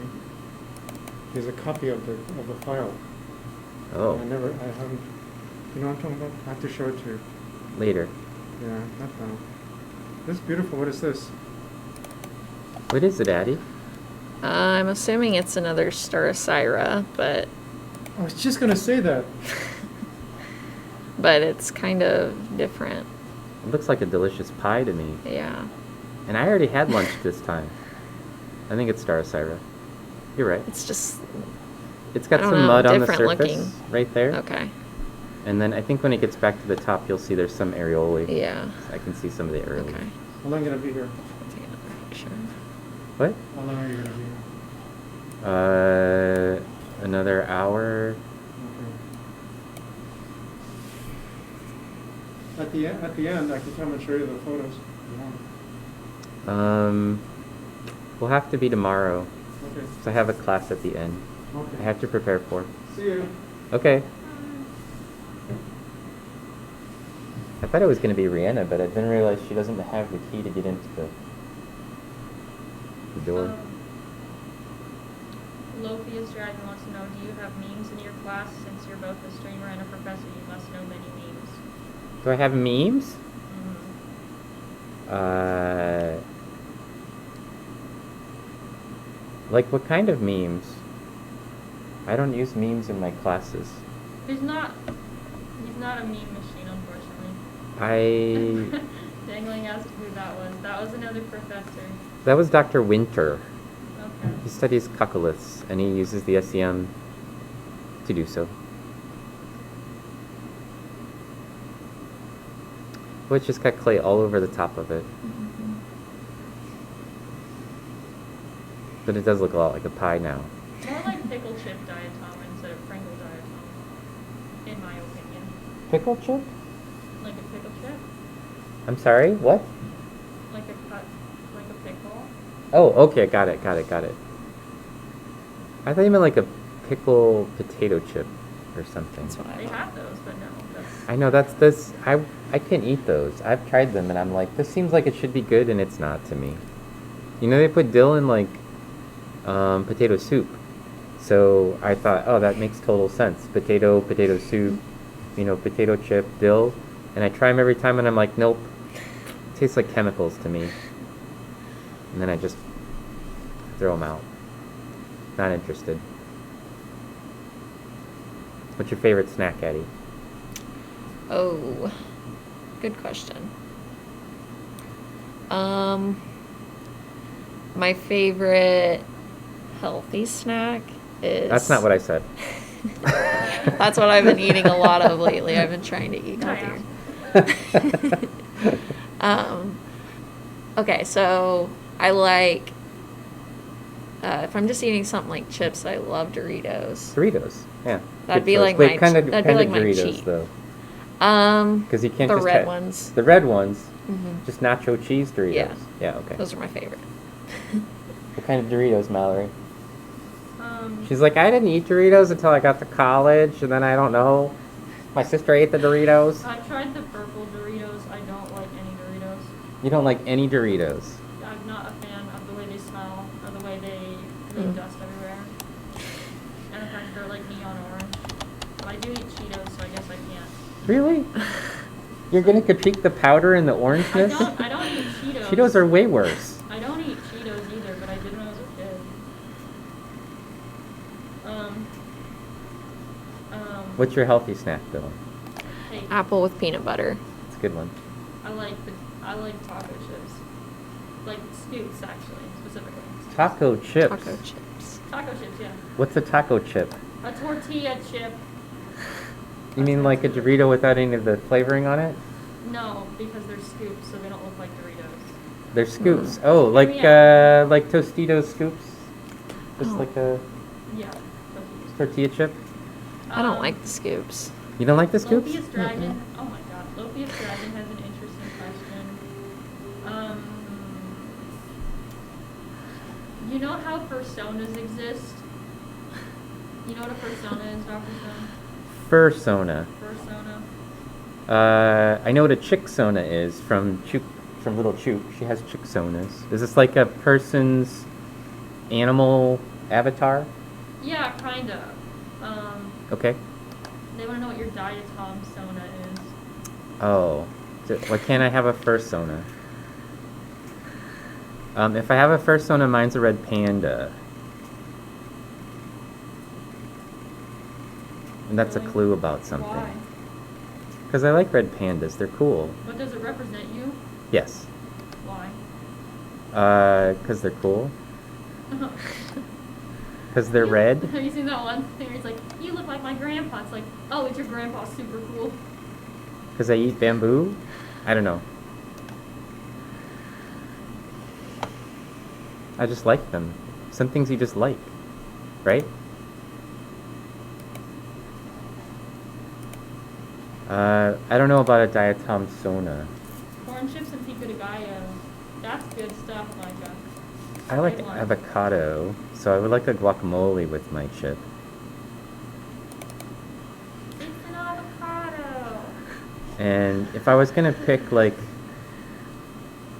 I don't know, like my favorite snack. I like a lot of snacks, but probably like a sourdough pretzel. Oh yeah. Those are good. Yeah.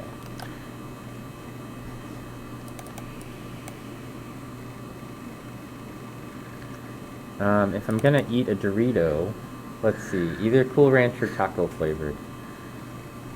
Yeah. I don't like the purple ones. I'm with you on those. Those are like the sweet chili ones or whatever. No thanks. And then the more names- like weird colors they are, like not, like they got too much stuff on them. Not a fan. But I will eat the cheese ones too. It's kind of nice if you mix the cheese ones together with the taco ones.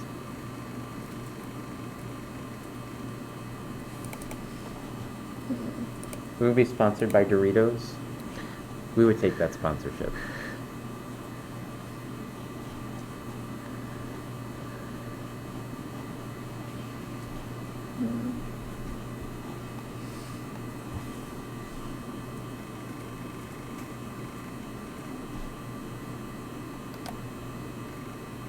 What's the spider thingy? Is it a germ? We don't look at germs. A germ is a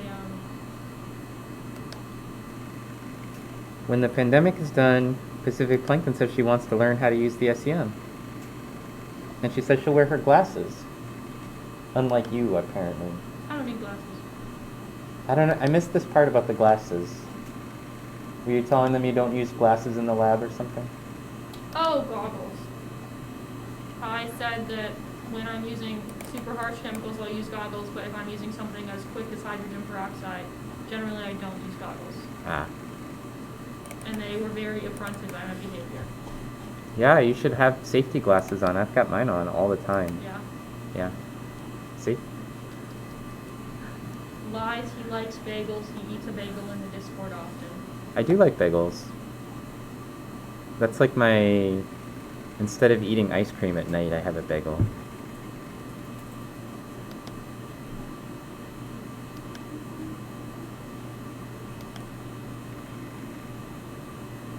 I'm not even sure where that started. I just did it. I usually skip breakfast, so I feel like maybe I just have breakfast before I go to bed.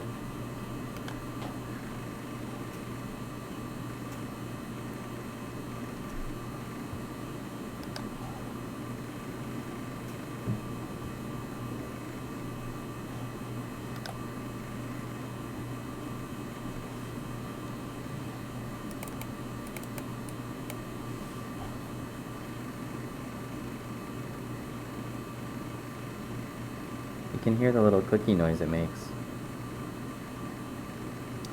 You didn't even tell me this story. Bandito says there was a guy from my geology program that was building a portable SEM, and apparently it worked extremely well Well, and you were talking. I had don't the know what same, it was. if not better, detection accuracy as the stationary SEM in our building. That's pretty cool.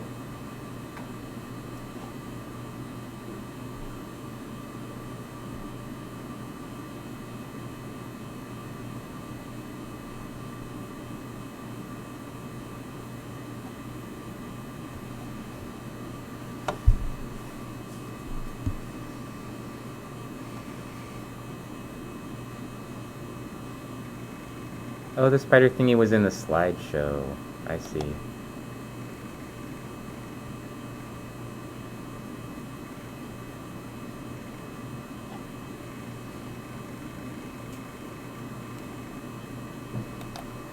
Some of the things in the actual slideshow that go by aren't diatoms. We look at a lot of other things in the stream. So it could have been mold spore. That's going to be my guess is what you're talking about. It kind of looks a little bit like a spider. I think it was a mold spore. It was stuck on a leaf. Which is a good reason not to put your face into leaves. You know, as cute as it looks for photographs or whatever. Can you zoom in on that? The inside the costy part? Yeah. You know I like getting super close. Yeah. Because I want to see what's going on in there. It should be a bunch of little Okay. holes.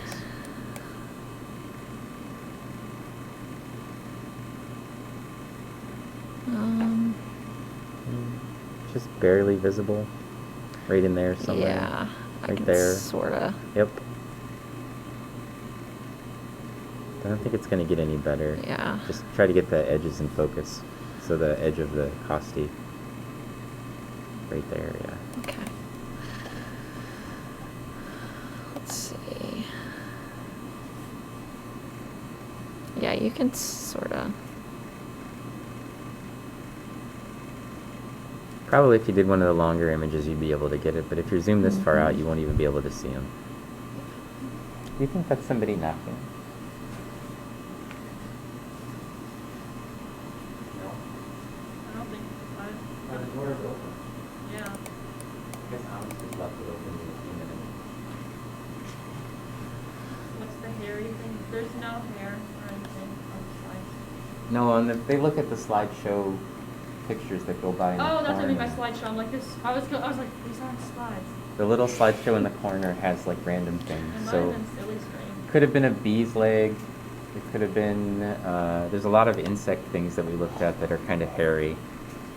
The wings of flies have hairs on them, and wings of bees, and dragonfly parts. It could be anything.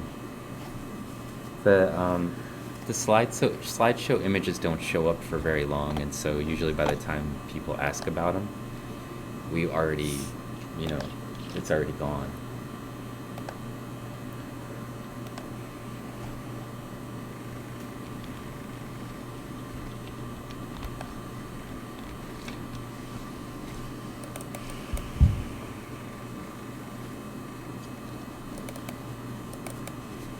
Could potentially go back and look through them, I suppose, but... Have I ever seen a perfect circle diatom? I mean, there's lots of circular diatoms that are round. Perfect is such a strong word. I mean, if you say so. What don't you like about the word perfect? Well, perfect circle, how do you define a perfect circle? And how can you make sure it's perfect? You have to measure it like an infinite number of times. I think you have to use George Michael's butt. It's perfectly round. I love George Michael. And I heard that scientists use it to calibrate their instruments. See, it's got like mud on it. Mm-hmm. It's a dirty diatom.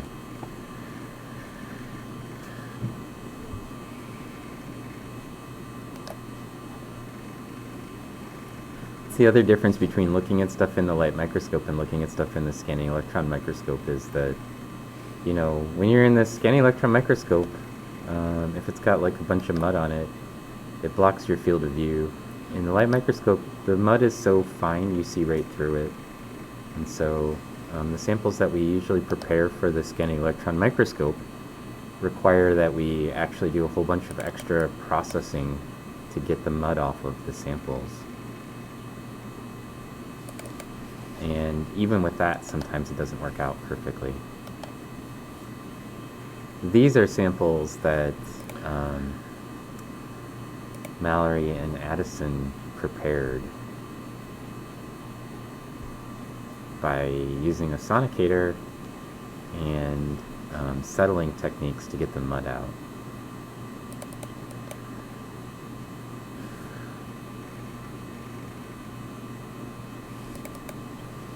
Now you got that like everything has to be perfect sort of Yeah. neuroses that I've handed off to you. You're welcome. If you're going to go ahead and take a picture that's 3 minutes long, I feel Yeah. like you don't want I- to find halfway through the picture that it's out of focus and you're staring at it and you're like, I messed that up. Yeah. I hate I that did a feeling. Mallory again.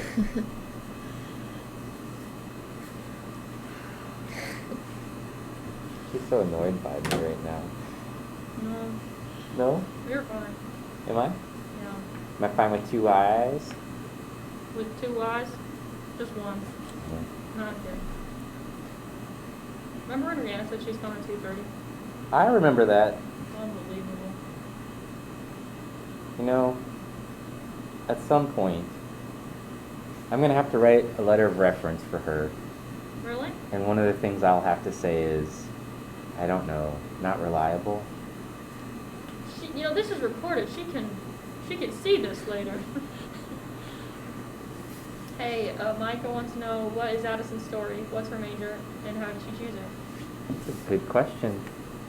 Let's hear it, Addie. Let's The hear about Addison Addie. story. The Addison biopic. Well, okay, so I'm a graduate student in Earth and Quaternary Sciences. Is that what we call it? Geology and environmental geology Yeah. are the... Oh, for grad students, Yes. it's Earth and Quaternary Sciences. Yes. Yeah. Okay. So this is my first technical semester as a graduate student. So I graduated last semester with my undergrad, and that was environmental geoscience and a minor in sustainability. So I'm working on what's called the 4-to-1 program. So it's an accelerated master's program. So I've been working, taking graduate classes for a few semesters before I actually got started with it. But how I got into diatoms is kind of sort of crazy. I never necessarily expected to get into diatoms. We roped her in somehow. I was really interested at first in looking at microplastics.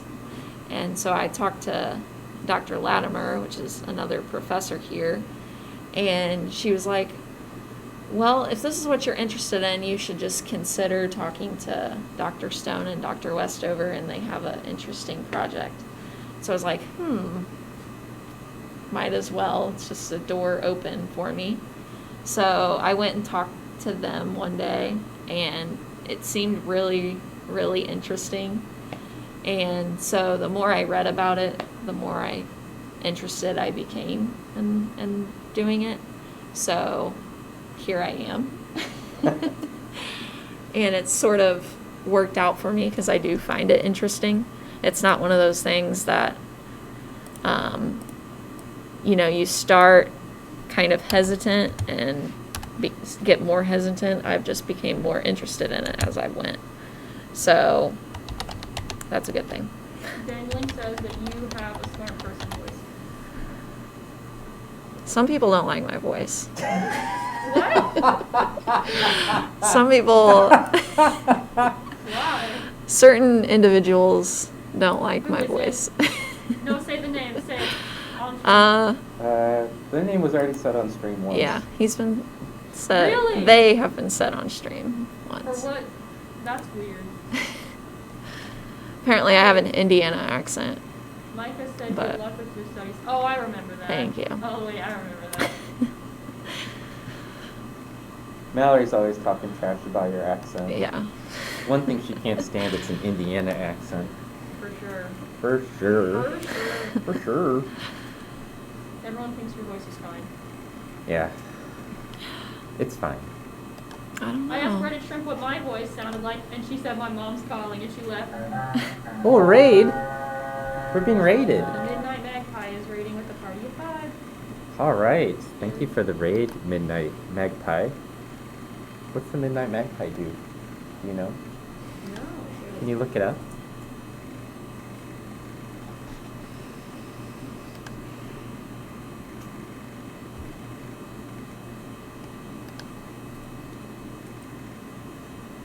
Welcome, Raiders.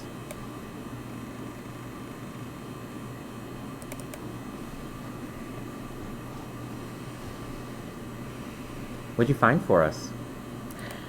I think a Gomphanema. Yeah, probably. It's got that shape. It does.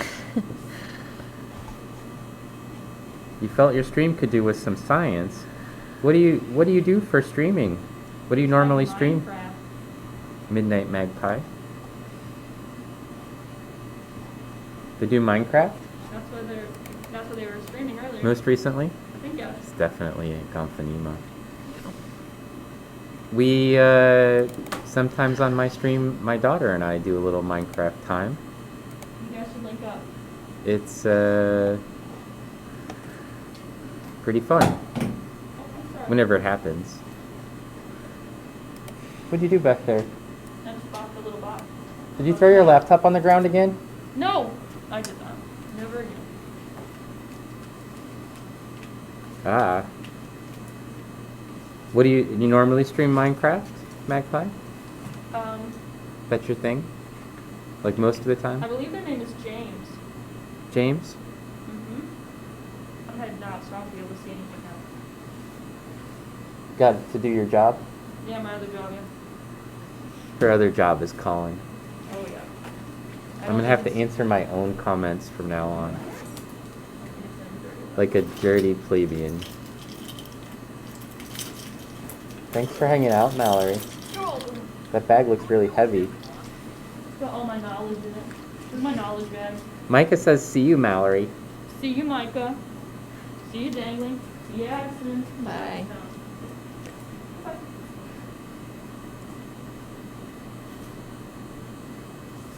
So how do we know it's a Gomphanema? I don't know how to describe that shape, but just that shape. It's Sort shaped of like a- an upside down bowling pin. Yeah. Or a Coke bottle, or Yeah. a guitar case sometimes. Yeah. Certain ones look like drumsticks or chicken legs to me. Drumstick. Oh. Mhm. Oh, that's a good way of thinking of it. Kaylathon says that's a Minecraft silverfish on the screen. Have you ever played Minecraft? I have, but not like serious played Minecraft. Just for funsies? Just for fun. Like the creative mode? Yeah. Like Legos, basically. Yeah. Yeah. I tried to play like actual Minecraft with my brother and his girlfriend and my husband, and it was Was there a bad. fight? I just didn't know what I was doing, and Oh, no one okay. explained anything to me. Everybody so, else was an expert Yeah. and you didn't know what was going on? So after that, I'm just not. I don't know. What you should do is dial me up. I will put my daughter on, and she Okay. can explain it to you with a Minecraft lecture about anything you want. Okay. Just pick a topic, and she can basically just blah blah blah blah blah blah blah blah blah blah blah. She will tell you everything about Minecraft that you could ever want to Yeah. know, including like the history of whatever it is, what they used to do, what's coming up in future versions, just nonstop. Do you play video games before Minecraft, other than Minecraft? Not really. Not into video games? It's not really my thing. I don't think quick enough or something for video games. Just I don't think know what it's- it is. Part of it's like being trained. Yeah. Like if you grew up playing video games, you kind of like you have a video game mindset, Yeah. and just things that are natively understood by people who game more, right? So like my daughter's gonna be like a pro gamer when she gets older. She's 7. She's already doing like first-person shooter games. Yeah. And she's been doing it for like two or 3 years now. Like she was playing Minecraft 2 or 3 years ago. So I mean, imagine that. Yeah. She's like on a computer with a mouse, like doing things, in the desktop version, playing it as a 5-year-old without any trouble, right? Yeah. Like that's entirely preposterous for a 5-year-old to be doing that, and so she's totally capable of it. But let's see. We got a Billy Galaxy Art stopped by to visit. We should send them a shout out. I gotta do my own shout outs around here.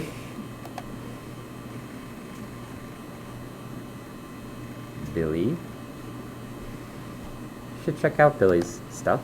Billy Galaxy Art does like cool streams using sort of psychedelic programming, and some of it's sort of like live captured stuff that's been altered digitally, and they play music behind it. It's really cool.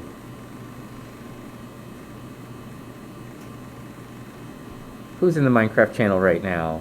Pacific Plankton? Bingo Beta Blocker says hi. Hello!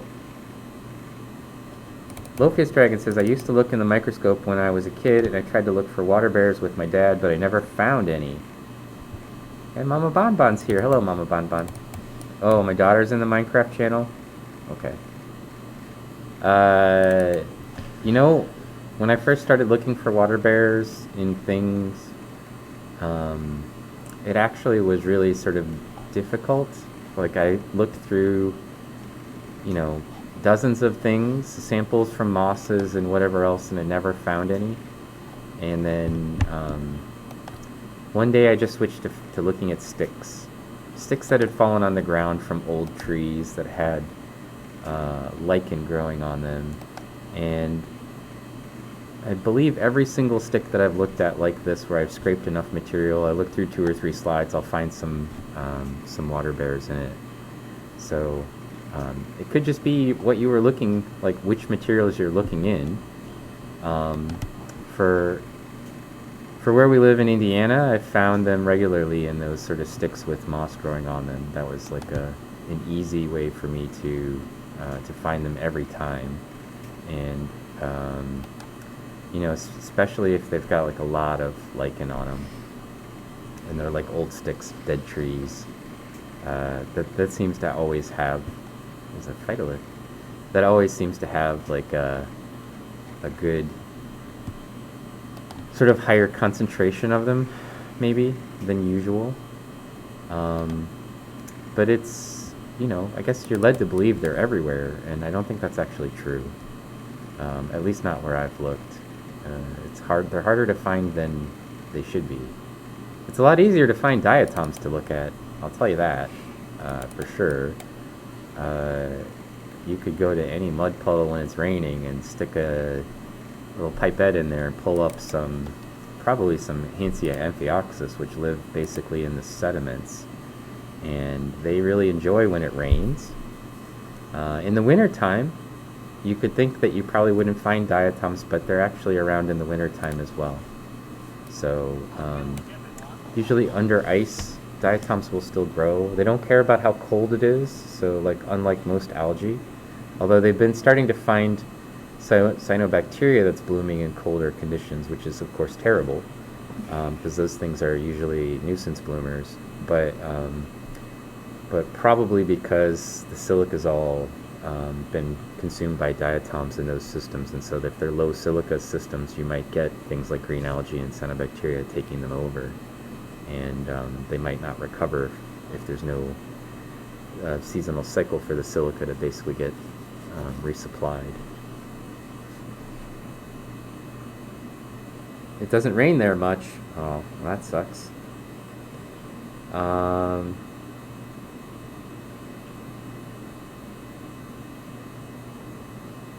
It was moss in a jar for carnivorous plants.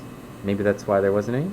You know, if it was in a jar, it might limit the number that you could get. But I wouldn't be surprised if there was some in it. It's just probably really low density. I think that's something that people mistake when they're looking for them, is they either concentrate the sample too much so you can't really look through it very easily, or they just don't look through enough of the material. Because I've found some samples where, like the same stick, I would look through the whole slide and not find any, and then I would make another slide and not find any, and then like third slide in, I find 4 of them. So sometimes it's just like the luck of what you pull up when you're pulling the material in to make the slide, and how much of the material you get distributed on it. For water bears, that is. That's been my experience. In samples where there's diatoms, you could just go to any water body and pipette a little mud in, and you'll get some diatoms. And even if they've been dormant for a while, they'll also come right back to life if you put some light on them, as long as there's some chloroplast left in the cell. How you doing, Dirty Smith? Hello. You never looked in the wilderness, but one time you got to a lake and in the microscope and found a water flake. Yeah, those are pretty cool. Oh, you have a water bear plushie? I have a water bear plushie that my daughter got for me. I think it was mostly my wife picked it out, but it's in my office. It's blue. No, it's at home now, but it's blue.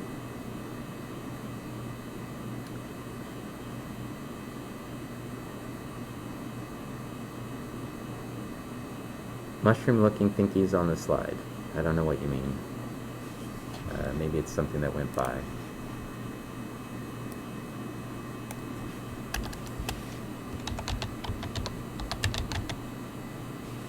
I suppose I could probably turn this a little bit so you could see me and Eddie. Because Mallory's not back there anymore. Have you guys ever gotten water sample from Mono Lake, California? I actually study a lake that's in the Mono Basin, which is June Lake, and let's see, I'm like, I could get here. You could get a little closer to the SEM if you wanted to. Okay. And then we could all be on stream. So for Mono Lake, California, I'm on a project that's looking at some stuff from the Sierra Nevadas that's close by, which is June Lake. And we're looking at some material from there. But I've never actually looked at anything from Mono Lake itself. There's another scientist right now who's analyzing some material from the Mono Lake Basin. His name is Scott Starrett, and he works at the USGS. He's a diatomist that's there, and a colleague of mine. So we've never worked together on a project because we both do basically the same thing. But we read each other's papers, and really I kind of enjoy his work, and I think he likes my work, so we get along quite well. But that project is something that he's working on with other people that I don't actually work on. So would I look at them? Yes. Do I look at them? No. One of the problems with Mono Lake, California is that it's a highly alkaline system, and when you have diatoms, they have a siliceous skeleton. and opaline silica dissolves when the pH starts to get really high. So one of the concerns with Mono Lake, California is, of course, that you could get pHs that are so high that the diatom skeletons would dissolve after they died. So I haven't looked at them, but I would look at them.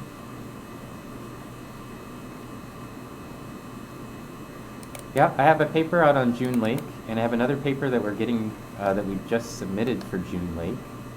I have actually a couple papers with Dr. Mike McWoo on June Lake looking at sedimentology, and we have a paper that's basically, yeah, submitted, but it just got submitted like a week ago, so, or maybe 2 weeks ago.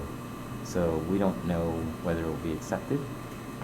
You know, we try to put it into some upper tier journal, because it's kind of a big deal paper, but if it doesn't get there, we'll probably just take it down a tier and try to submit someplace else.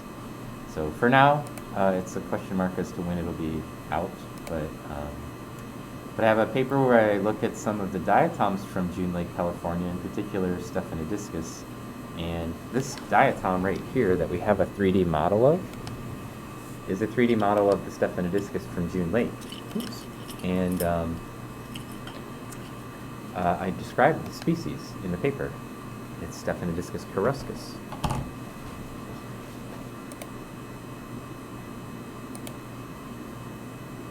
Is that the lake with all the dead fish? I think you mean Mono Lake. Mono Lake is doesn't have a lot of fish in it, but it's because the alkalinity is so high. There's only just a few fish that can live in that setting in the modern lake. I don't think there's a lot of dead fish in it, because there's not a lot of fish in total in the lake. It has these big, sort of really cool tufa structures, which are created by sort of a combination of geological processes that concentrate calcium carbonate and then some bacterial mats that grow on the surface of them, and they sort of create these sort of columns, weird columns of calcium carbonate that are on the margins of the lake. And when the lake's a little bit deeper, they grow, and then when the lake level lowers, they get exposed. So it's a pretty interesting lake system.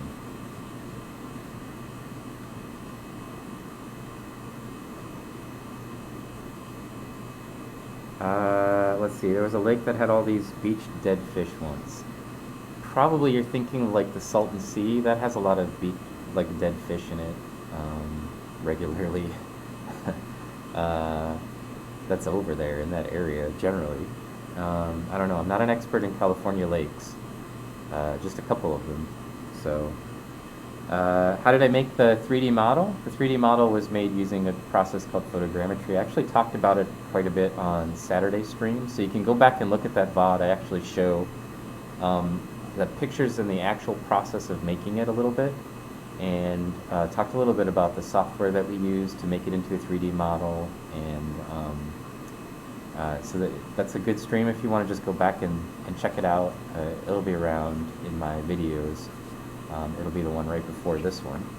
And so I show some of this same material that Addie's been looking at today on that stream, and then I took a little break to talk about, while I was collecting one of the images, I took a little 10-minute break and basically talked about photogrammetry and the making of the 3D model. And I promised to put some 3D models up on our Discord page a little bit earlier today. So if you want to have the 3D models to print out yourself, I'll try to make sure to put them on the Discord page. You can join that if you'd like, and I'll make a link for them. And in Exit U, hello. Hopefully you're doing well.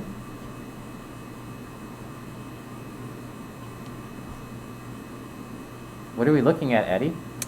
It's a Nitzia. It's a Nitzia. How'd you know it was a Nitzia? This sort of structure right here, I forget what the name of it is. Fibulate, yep.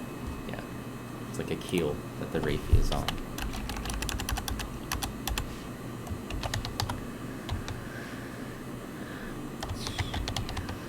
Yep. Well, it is a half hour past 2:30. I feel like Rihanna's not coming. Yeah, even though she probably said she not. was.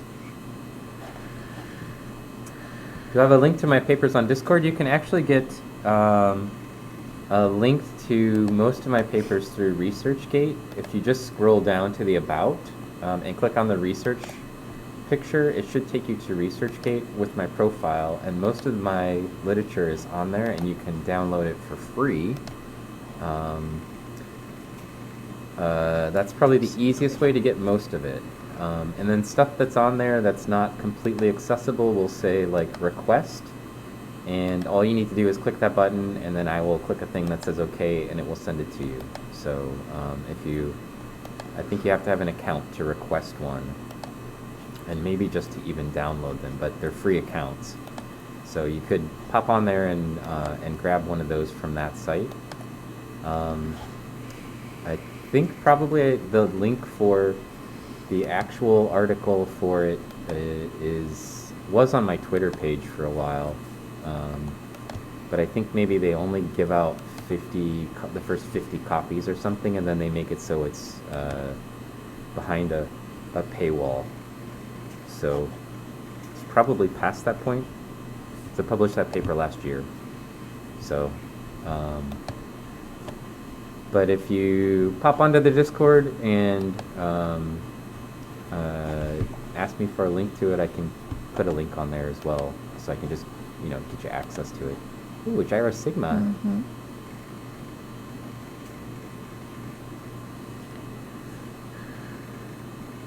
These are really pretty. I like these. It's a good looking diatom. It's very handsome. Can you zoom way in on the center? Yeah. I like to get close. Don't want to be afraid of getting really close to the diatoms. So this is an internal view of the diatom in the genus Gyrosigma. Do you know which one of the Gyrosigmas you have in your samples?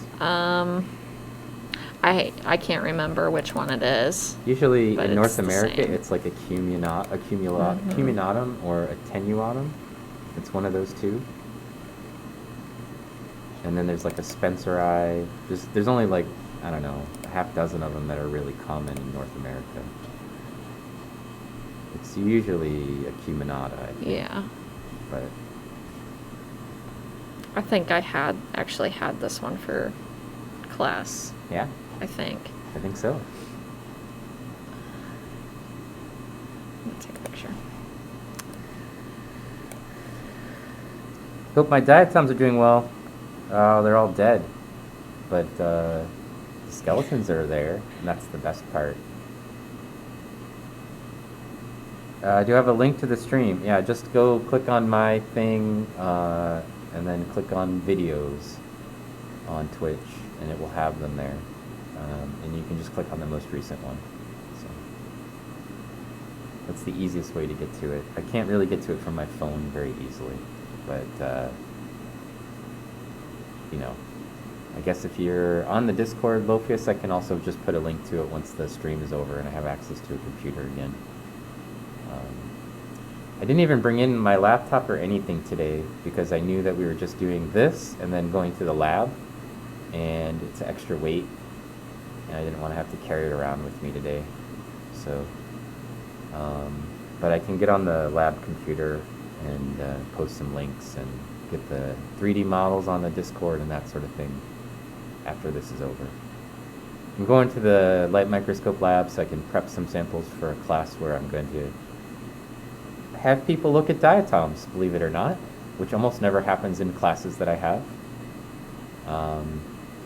But increasingly in classes where Addie's present happens, apparently. And then she's going to be my lab assistant today, along with the other people from my lab who are in the class, because they will already know basically everything that they need to know, and they can help the other people. Addie's way too good for what she's learning in that class already. She's just like, I could do that. That's so easy.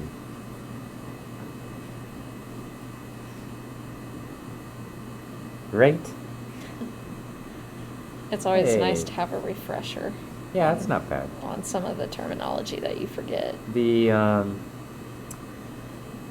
little lecture that I gave on Monday wasn't too boring for you? Mm-mm. Okay. No. I was worried. I was thinking, like Addie and Mary are just going to be like this again. Yeah. I mean, Uh, it was like sort of review, but Yeah. review never hurts. Oh, I guess you already delled him for me. Thank you, Pacific Plankton. You got 2 dells, Dell. You're double delled. And we could do one of these too while we're at it. As long as we're giving shout outs to cool people, we might as well put packs in here. And can I do a thing when you're done with this one real quick? Yes. Since Dell is here and we have viewers, I think we have viewers, right? There's some people in the channel. I wanted to just really quickly pop in, say hello, and put this up. So on Sunday, you should check out, we're having a Knowledge Fellowship sponsored roundtable event with myself and Pacific Plankton also in the channel with us. And Del Maximum is going to be our MC for the event.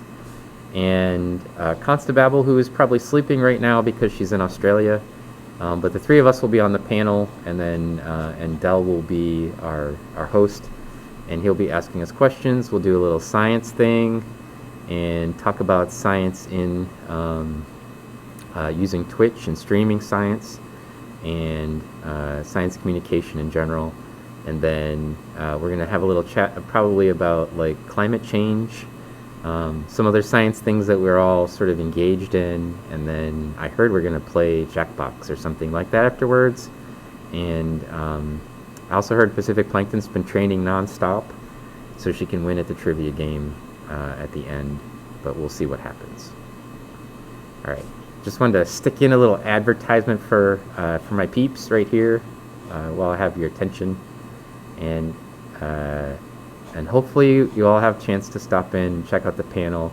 I will tell you that we've had sometimes in Discord we're all hanging out together, not Constababble, but me and Del and Pacific Plankton, and we have some really great conversations. So we might continue to do these even after this event occasionally, where the 3 of us hang out on somebody's stream and just sort of chit-chat, because it's kind of cool to combine all of our viewers together. A lot of them probably, if they, if you follow me, you probably follow Pack or Del or Constababble, because we share a lot of people. But I expect it will be fun, and I'm looking forward to it.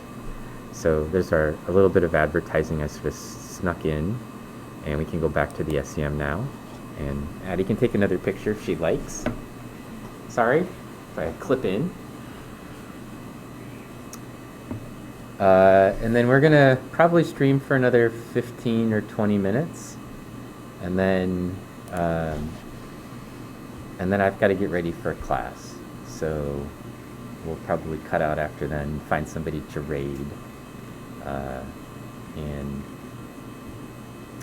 you can, let's see,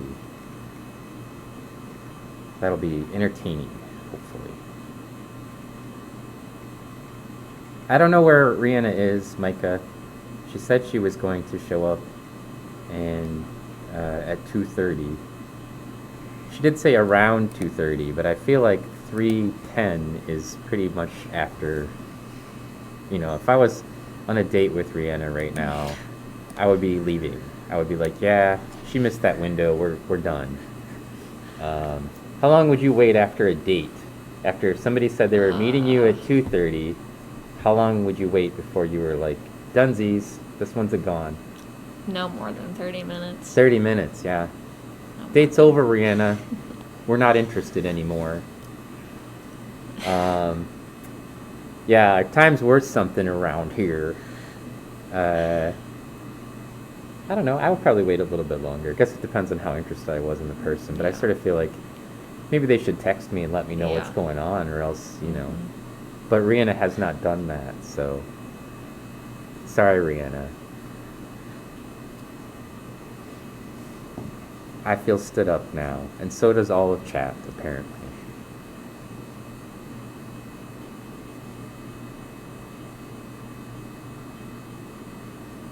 Yeah, everybody else says half hour. Yeah. That's what they say. Hello, Jurgling, how you doing?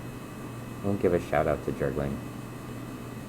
Shout out at J. There we go.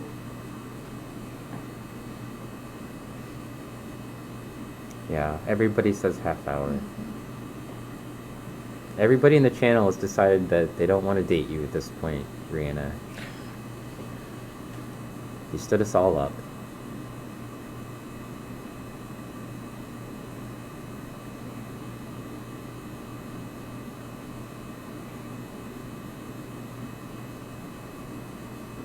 I'm trying to think if I ever had a date where I like hung out, the person didn't show up.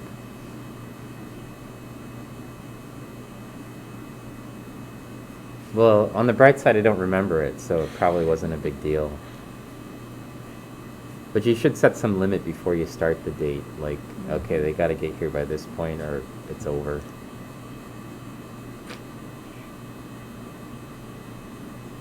Have you had that, where you went to date somebody and then you just didn't show up? Not a date. I've had a class where that happened. A class where you didn't show up? Where a professor didn't show up. And I waited way longer than an hour. Yeah, I remember that one. I came in, it was like 45 minutes after the start of class, and I was like, you guys can go. 15 minutes and you don't have to be here anymore. Your responsibility's over. It was very responsible of you. But no, I've never had a date where that's happened. Micah says they would wait an hour. Dell says they prefer to be pursued. So by the time that they were dating, she was definitely showing up on time. Yeah. That's a good student who waits around 45 minutes for the professor to show up. I think maybe they were also just kind of hanging out talking at that point. Yeah. Maybe about the indignity of having your professor not show up for a class they're supposed to be teaching. I don't know. Yeah. No comment. The latest I've ever been to something as a professor that I was supposed to be to was maybe 8 minutes late. And that's because, let's see, I had a field trip where we were supposed to leave at 7 in the morning, and my alarm clock was set, but in the iPhone alarm clock thing, you can set it for like weekdays only, and I'd set it on that alarm clock that was for weekdays only. And so even though I had it set, it was set for like only Monday, Wednesday, Thursday, Friday, Saturday, but not Saturday, and the field trip was on Saturday, and I didn't realize it. So like right at the time when we were supposed to leave, the student sent me a message, like called me and said, well, I had one of the students that was like in my lab but was on the trip, and they had my phone number. And they called me and they were like, you know, are you still coming? Are we going to the field trip? And I was like, oh crap. And I managed to get out of bed, get all the things I had like in the refrigerator for my lunch, grabbed all of my field equipment and was dressed and was at the university, and less than 10 minutes late. Oh, wow. And it's like a 6-minute drive from there to here. Wow. So that's the least professional I've ever been, is 8 minutes off. Usually I'm in class 10 to 15 minutes before the class starts. And or if it's a class where it's just like a few people, I might show up right as it starts. But never in a frame where the students could have been like, okay, 15 minutes is up, I'm going home. Like, nope. That would not happen with me.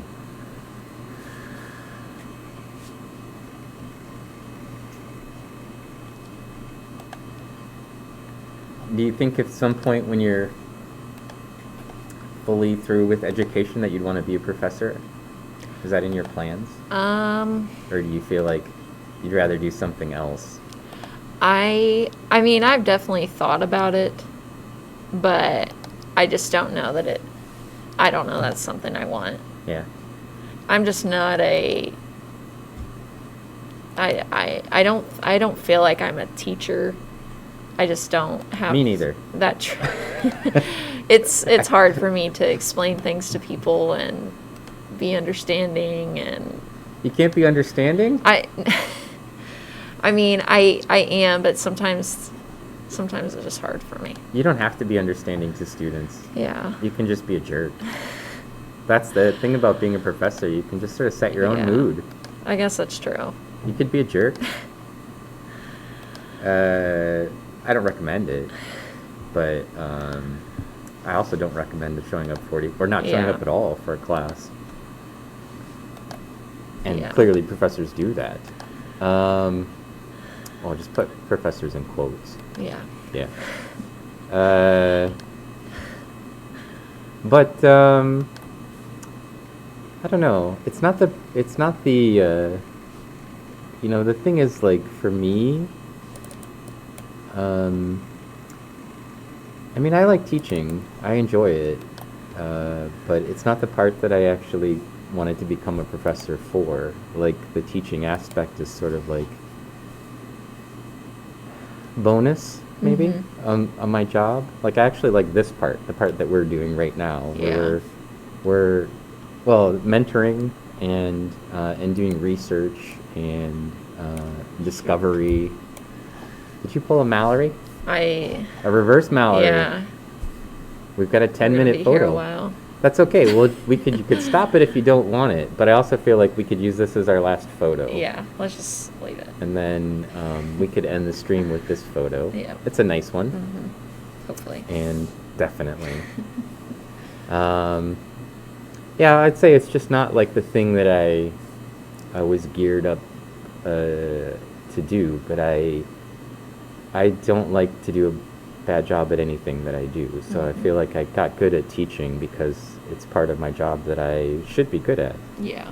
And I'm willing to like learn new techniques or think about different ways of approaching a problem. And I mean, when I was your age or your sort of rank or whatever, I don't think it would have occurred to me to want to be a professor. Like, speaking in front of people is never easy for anybody, and I think you just get sort of better at it as you do it. But I would have never placed myself as a diatomist, you know, and here I am, and Yeah. you would have never probably placed yourself as a diatomist, and here you are. Yeah. So I don't know. Maybe just don't throw it out as a thing you wouldn't do. Yeah. But you also should do whatever it is that you think you're interested in the most. So, Yeah. you know, teaching is a challenge, and I think for education, for people, it's definitely like I work a lot. Like, Yeah. if I were paid by the hour, you could make more at McDonald's than doing my job probably, because I work a lot of hours and I don't get paid all that much money, right? Because I work on things away from class. Like, people usually think, oh, professor shows up and they blab for an hour and then they go home. But to get 1 hour lecture usually takes me 10 to 15 hours of preparation. Yeah. And so, like, if it's a class I've taught before, it's relatively easy. If it's a new class, it's actually a ton of work. And sometimes it's more than that for a 1 hour lecture. And I don't think people are sort of aware of the effort that goes into the front side of it. Yeah. It can get a little bit easier if you start, like, if you teach a class that, like, if Carlin's teaching a class that I've taught before and I just give her my lecture notes, she still has to sort of adapt it and spend time developing it, but usually it's, you know, so maybe it's 8 hours of work instead of 12 hours of work, but it's still a lot of work. Yeah. And I don't know. Mixed results for the reward. Sometimes I feel like it's really rewarding when students sort of click and they get it and they're interested and they're excited and they learn things. And I mean, they don't have to become a diatomist in order for me to think that that's a positive. But but I think there's also a lot of students who don't know what they're doing, don't know why they're in school, and aren't really interested or curious in whatever it is they're learning. So I just put my effort into the ones that are curious and do care. Yeah. So. Yeah. So while this is collecting this image, which is a diatom in the genus Cymboplura, I'm going to pop over. I'm just going to show this knowledge foundation thing here, knowledge fellowship thing here. One more time, as a final advertisement. And I missed a bit of the whatever was going on here. What is diatom? So somebody's answered that for you. You don't choose the diatoms choose you. I feel like that's probably true. Alright, so I have this class I have to get ready for, where I'm teaching people about diatoms, so totally, hard work for me. But you should check this out on Sunday this week, and also we'll be streaming again from the SEM. Probably I will be here on Saturday. I may be by myself, but I'll be here on Saturday with the Kool-Aid and maybe a leather carving tool, or maybe some more diatoms. We'll see. So, I'm going to use that to say goodbye, and I'm going to raid somebody because we like to do that at the end of our streams, which means I need to find a person to raid. And oh, this is nice. We'll be able to raid Enceladasaurus. So she's in Just Chatting right now, but she does a really bunch of cool science streaming. And one of our friends, and often when she's on my stream, is usually hosting it when people come to the channel. So Enceladasaurus. And let's see if I can spell correctly or not. Aha! First try. So we'll give her a raid. I want to say thanks to Mallory for hanging out with us today. She sort of squeezes in between things that she's working on, and she's got like tutoring or something she does after this. And thanks to Addie for running the SEM and answering all of our questions. And thanks to Dell and Pacific Plankton and OpenSet for moderating the channel for us whenever we get distracted by whatever we're looking at in the scanning electron microscope. So I might also do a stream later this week from home. I'm not sure. We'll see how that goes. But it's a possibility. Also want to say thanks to everybody for hanging out. We had a bunch of follows. I didn't have time to read most of them. We caught a lot of them, so hopefully on the front end. And we're getting ready to raid soon, so I probably won't be able to read them all before they happen. I want to say thanks to Micah for also gift subbing for Dangling, and we'll catch you all later. Okay. Goodbye, everybody.